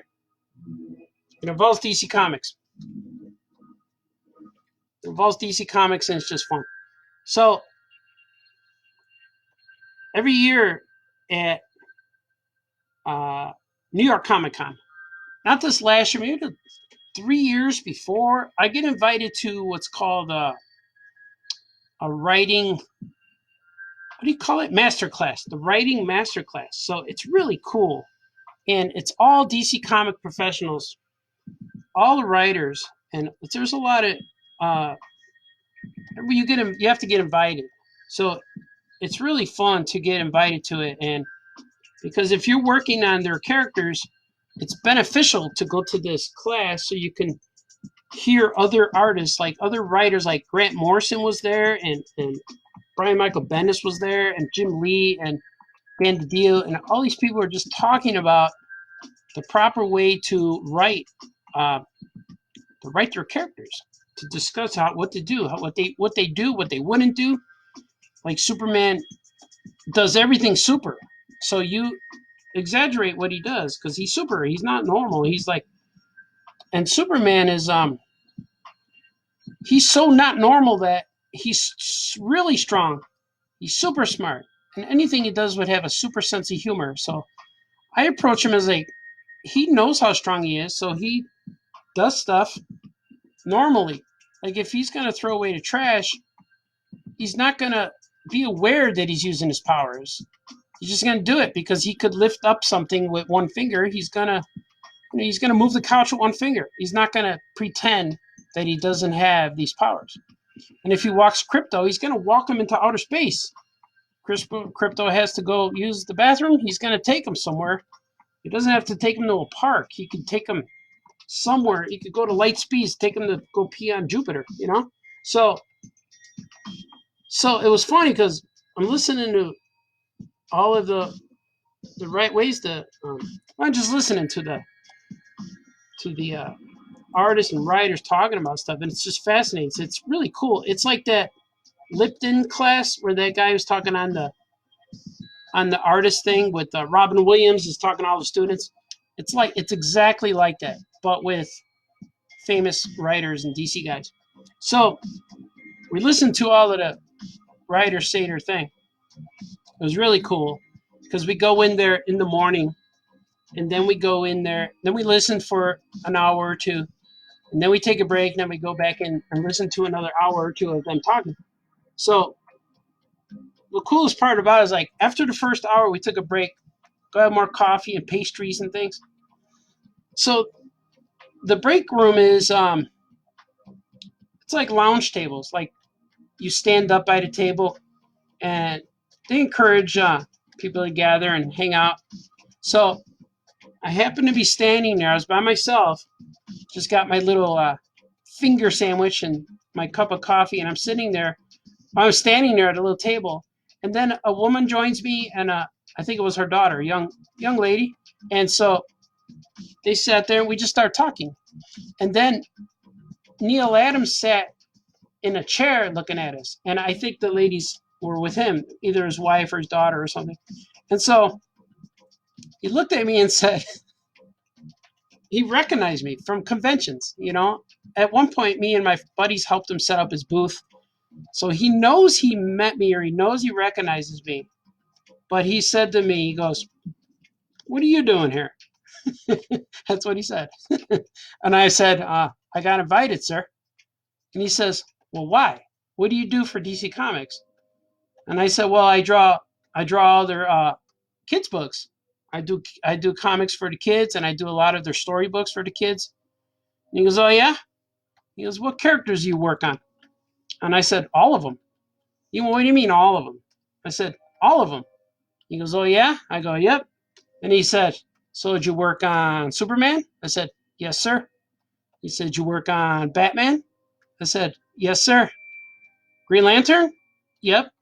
"How about the Flash?" I go, "Yep." "You work on Wonder Woman?" I go, "Yes, sir." "How about Martian Manhunter?" I go, "Yep." And then he went, And I said, "And all of their pets." And he went, "All right, enjoy your sandwich." so, so that was real cool. I got acknowledgement from Neil Adams, one of the greatest artists who ever lived. So I thought that was real fun. And then his wife and said, they said, "So anyway, where are you from?" Because I was talking to his wife and his daughter, I think. So it was real fun. And that was my story I wanted to tell. So I'm glad 9 people were listening. That was a real positive story for me. And it's like a story of, I got accepted. I'm in the club. Here's your lounge table. Eat a sandwich with us. And it was so cool that Neil Adams, he put me to the test. He was like, "Oh yeah, draw the Flash?" I go, "Yes, sir." "How about this guy?" "Yep." That was real cool. I enjoyed that, and Neil Adams is awesome. And he loves Sasquatch. I talked to him about Sasquatch last time I saw him. Do you guys like that story? My buddy Wayne is in here. He said it looks great. Thanks, Wayne. Derek Martin's here. Good stuff, Artie. I know Derek. Derek Martin, he draws Martin of Skunk and Sparrow fame. You got to keep making that book, man. I don't know if you have, but I'm anxious to see it again. That's a book like these days of comics are the days of independence. I really believe that. The independent books are going to shine. If they're not shining already, they're going to explode onto the scene. Because it feels like right now everything's at a level playing field with comics. Seems like a lot of comics have equal chance of surviving or not surviving, of success, of having the same amount of success. Because everyone seems like everybody's goal with comics is to make a movie and all that stuff. I think it's going to happen. I think it's going to happen with lots of indie stuff, or maybe not. But I think people are going to be interested in seeing indie stuff because eventually, all of these superhero movies, people want more. People want more, more, more. Like we want more Star Wars. We want another Batman movie. We want more Superman. So all of that stuff's going to come to fruition. Is that the word? It's going to come to where people demand more things, and eventually, people are going to say, "Hey, I want to try that. What is that over there?" And that's why it's very important to keep your own creations alive. You just got to keep them. And I see, 20 more pages of script. Yeah, man, keep doing it, man. Because that book is going to be in the future. People are going to find it and say, "I like this. I never saw this before. This is cool." They're going to say things like that. And I'm a big fan, a big believer of that. People are going to want things that are brand new. We're going to want things that are brand new and that they don't know what it is. They're going to be curious. What is this? What is this? What is this awesome thing? What is this guy with the cool mask? So right now I'm making water. This is going to be real subtle because this page has type on it. And it's supposed to be a spot illustration. So I'm trying not to go too far above this because there's going to be words. Does that make sense? Believe me, it does. So I'm going to add some, see, look, I'm adding some subtlety. Adding some subtlety to the water. See that? See those real subtle lines like waves? So it's not too dark, not too light.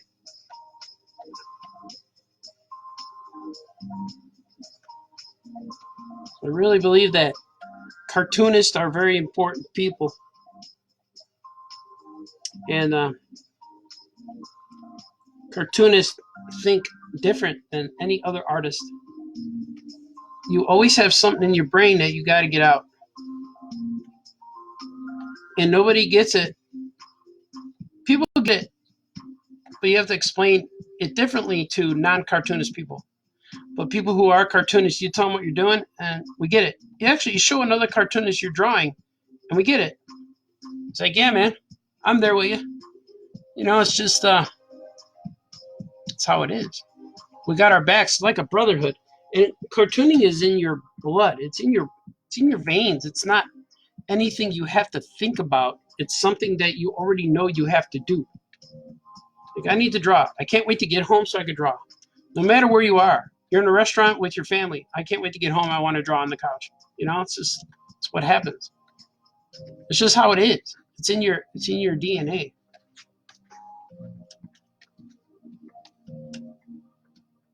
And even if I wasn't drawing Supergirl, I'd be drawing something else.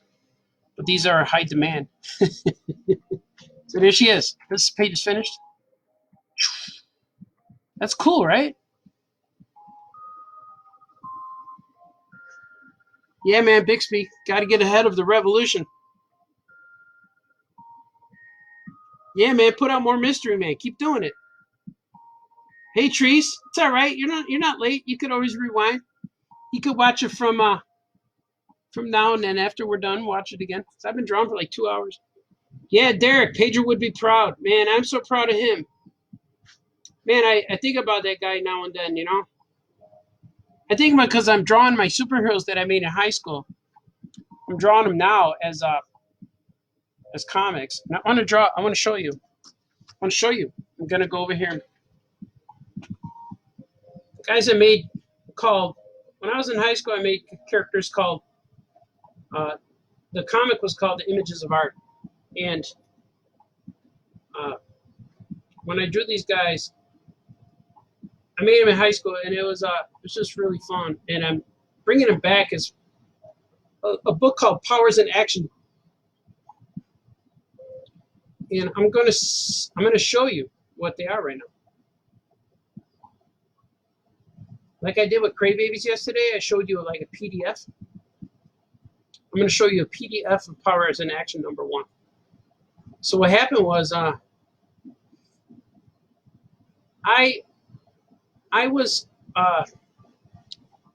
had my comic books from high school on the floor in my art studio, and my daughter found them one day and just started reading them.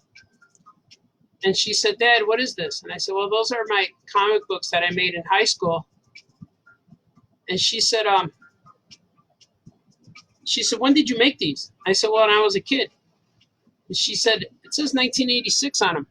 I'm like, "Yeah, I made them when I was in high school." And she said, "You were 16 years old then?" Because I told her I was 16 years old. I said, "You were 16 years old when you made these?" I'm like, "Yeah." She said, "Why did it look so good?" You know, so then she told me I should do that again. She said, "You should draw this again." And I said, "Well, I still draw comics." She said, "No, you should draw these guys." So that's how it started. So I went back in my old comics that I did in high school, and I started drawing them or rewriting the stories. And I created all these guys when I was in high school. This is Suplex, and that's Eclipse, and that's this Lynx and his sister Ocelot, and that's Moon. And all these guys they all kind of like, they look like they're influenced from superheroes like Superman and X-Men and maybe Wolverine or Nightwing with this guy.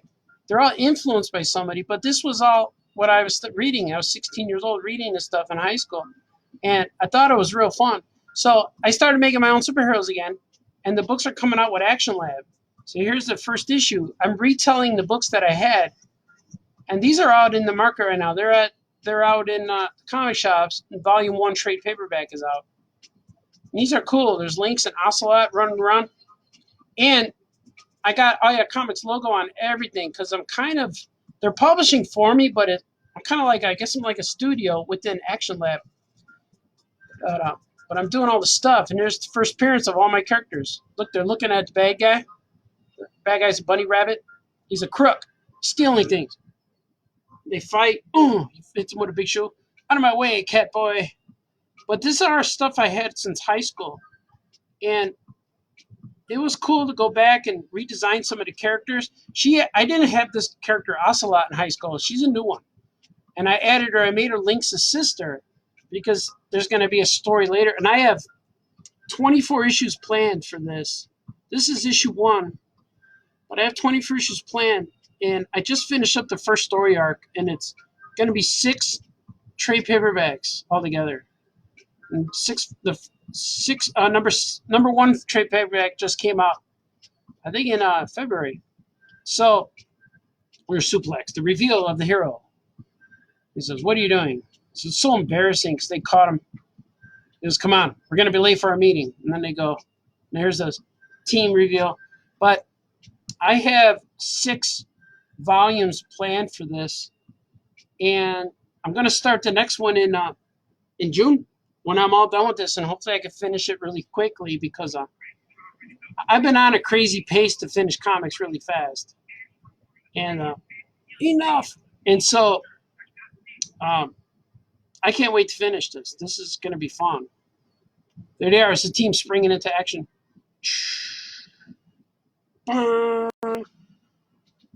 It's cool. I'm going to show you the cover of the trade. Yeah, man. Yeah, Derek, it's you can order the books through comic shops now. Just call Comics. We'll get it for you. I'm going to be selling them Saturday, I think. Yeah, they're cool, man. I just love it. I love making comics. I just like it a whole bunch. And here's the cover number 1. Volume. Number 1 trade, volume trade. So this is how the number 1 volume 1 trade looks. Cover looks. It's cool, right? And it's all the guys I had in high school, but with the new 30 years of cartooning experience behind it, which is cool. I changed the name to Powers in Action. It used to be called, my books were Images of Art, but Images of Art meaning they're my images, but if you don't know me, you're not going to buy the book. So something more relatable, because these guys have powers and they're in action. So the team is called the Hero Squad. So these are the bad guys. And then here's the good guys. They have the sense of peril on their faces. And when I was in high school, Suplex was actually supposed to be me because we designed characters that were us as superheroes. So this is me. It looks like me, right? Might mistake for George Clooney. But I made the skin darker. I made him brown because it just looked better against the colors. It's all about the color choices. And he soon became not me. And he was based off of me in the beginning of the design. But then all of a sudden he was not me.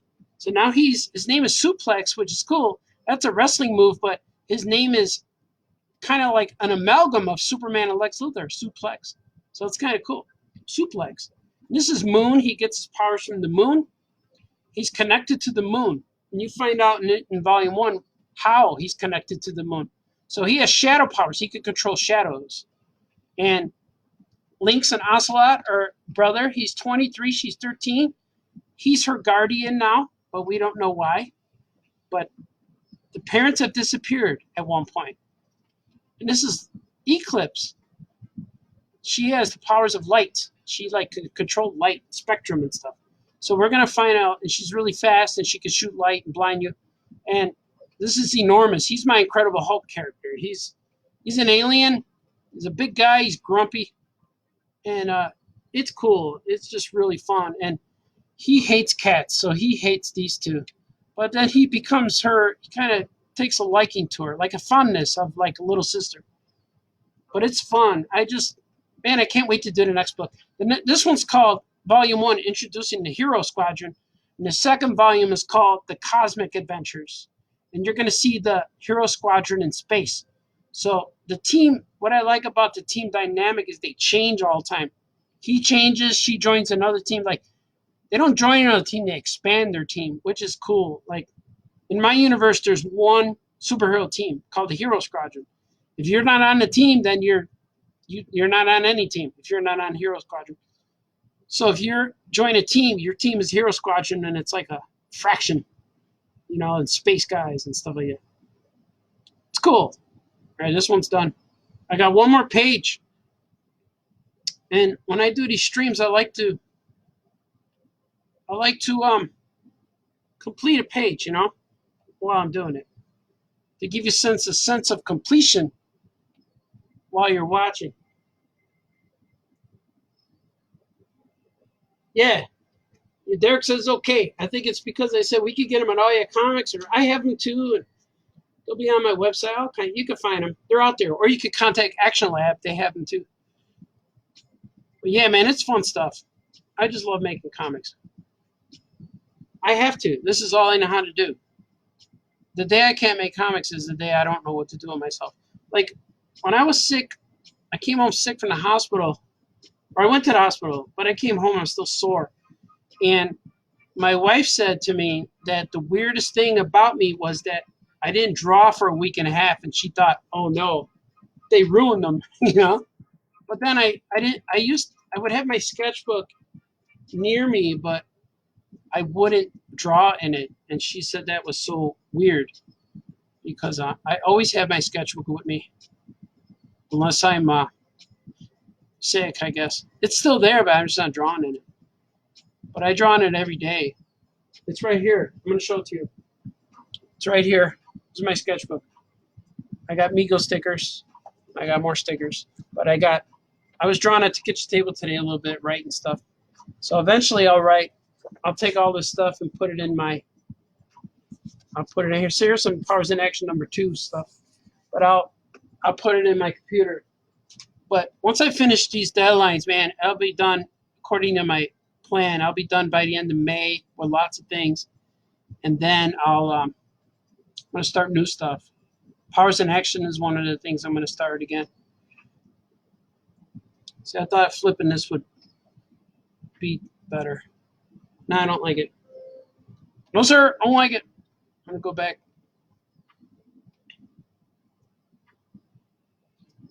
Derek says, good to see that I'm creating and doing what I love to do. Thanks, man. I was scanning and looking at inspiration to draw. Yeah, man, you should just anytime, man. I'm trying to do this every night. And you're a great cartoonist, Derek. I always love your books. Your books were better than anyone else that we were drawing. Derek Mara is part of our comic artist club. I think you came after we graduated high school, but you were part of our little team. You came along with Renee and what else is Renee? David Gruba. But we knew Renee before Gruba. It was cool. We had all these Chicago guys. They're still Chicago guys. Still doing those Chicago things. We used to draw in Pedro's backyard, I think, on his deck. I kind of do the same thing now, but I love writing outside. If I can write outside, like I sit out there with a cup of coffee or any beverage to get me through the day, and it's so much fun. The creativeness just happens. The creativity happens, and I don't know what it is. Like, I write at airports really well too. When I'm at airports, I could write. I get to the airport like 4 hours before my flight lots of times. It just works. See, I don't want to do that. I cut that off the wrong way. I'll get to the airport like 4 hours before I need to get on a plane, and I'll sit there with a cup of coffee and just write stories. And I'll jump around the airport. Like I'll do some chair hopping. I'll ride a little bit here and then go over here, right over here. And it's just the crowd. I hear the people. Just that crowd, like that sound. It's kind of like white noise in the background, like hissing. And I could concentrate. I really could. I forgot my clouds were pink in this book. So I got to go consistent with they were pink. I think this was too harsh. They were pink, remember? Well, I usually make them blue. A 306 blue. So hopefully I don't sleep too late tomorrow. So I can have some time to do some sketching outside when it's still light outside. Sometimes I go out there and the sun starts setting and then it gets cool. Then the famous cartoonist gets cold.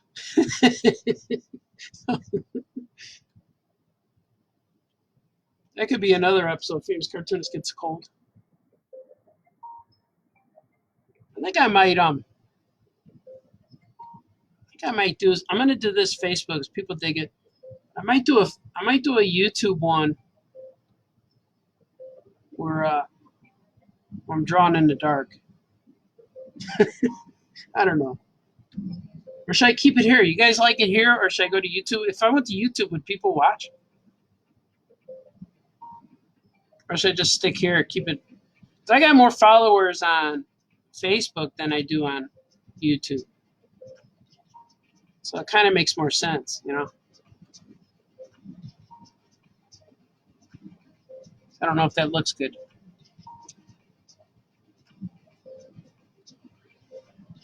See, it doesn't look good with Franco's purple shirt. Unless I go really, really, really light. Just subtle. See, like that, better.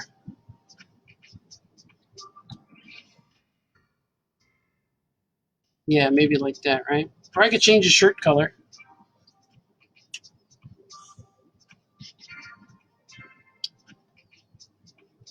See, another. This is me struggling right now.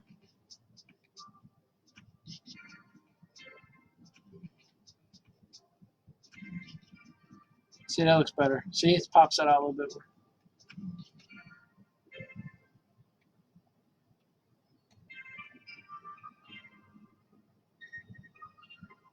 That's not bad, right? I think it needs to be a city in the background. I'm going to do that. Label this one Sky. Is that Johnny's missing glove? It could be. The wall crawling glove. This is my guest artist today, Spider Hand. You know?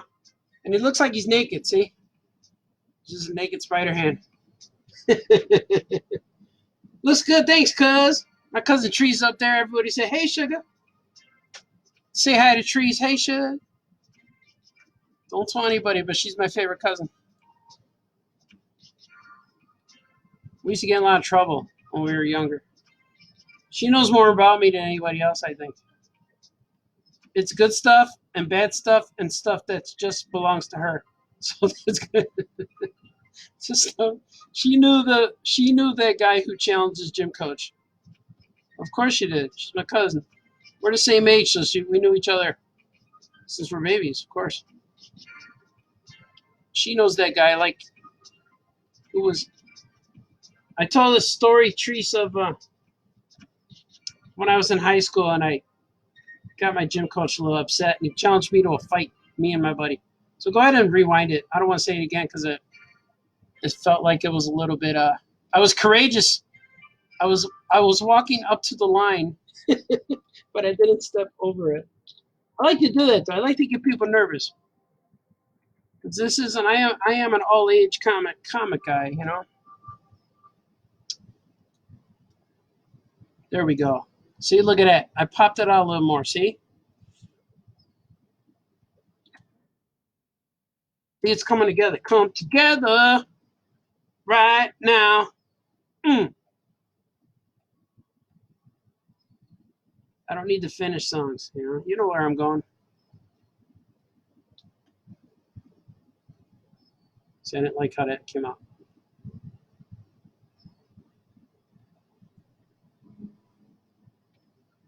We're gonna jam some Gordy. We're gonna jam some Gordy music right now. There we go. Let's get into it, everybody.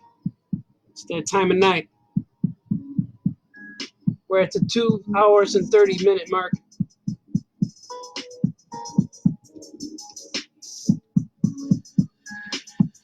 Yeah, I feel alive. Drawing comics all day, especially at night.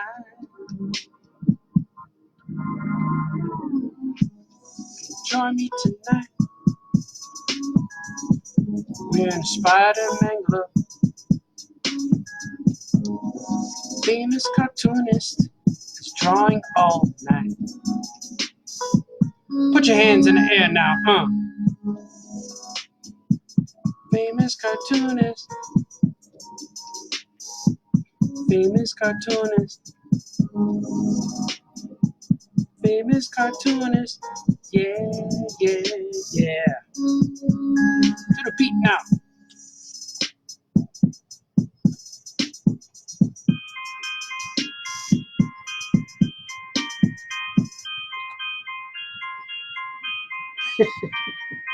She said I'm a good singer. Thanks, chick. Trying. I don't like that touching his face.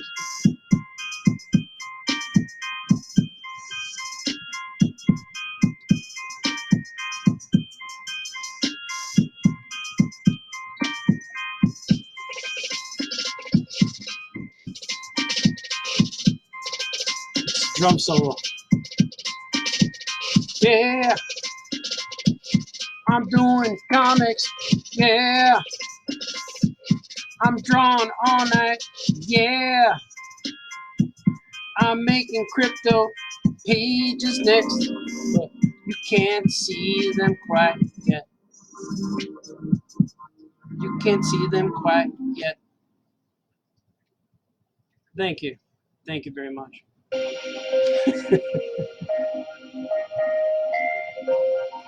I'm gonna press save. Save as.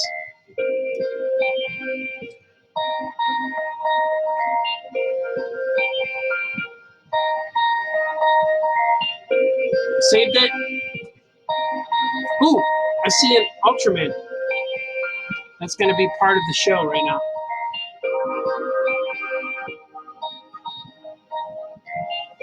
This page is complete.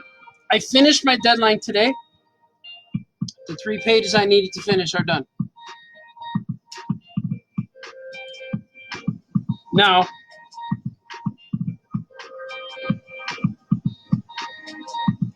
the pages I finished, I need to finish are done. I want to thank you all for joining me. Before I go, I'm going to show you something that my friend Kevin Bixby just sent me that I think is awesome. He just sent me his picture of Ultraman that he was drawing while listening to this beautiful podcast.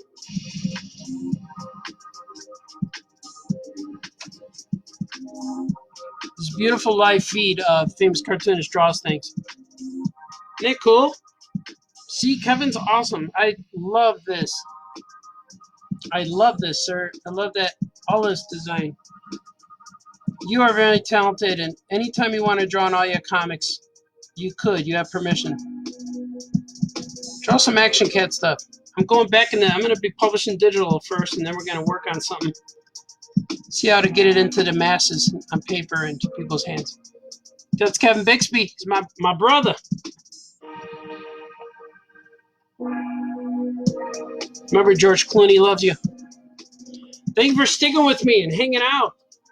It's been 2 hours and 35 minutes on part 2. Part 1, we had some technical difficulties. I don't know what happened. I think the Wi-Fi glitched at one point. But love him. You guys are awesome. Thanks for hanging out. Okay, bye-bye.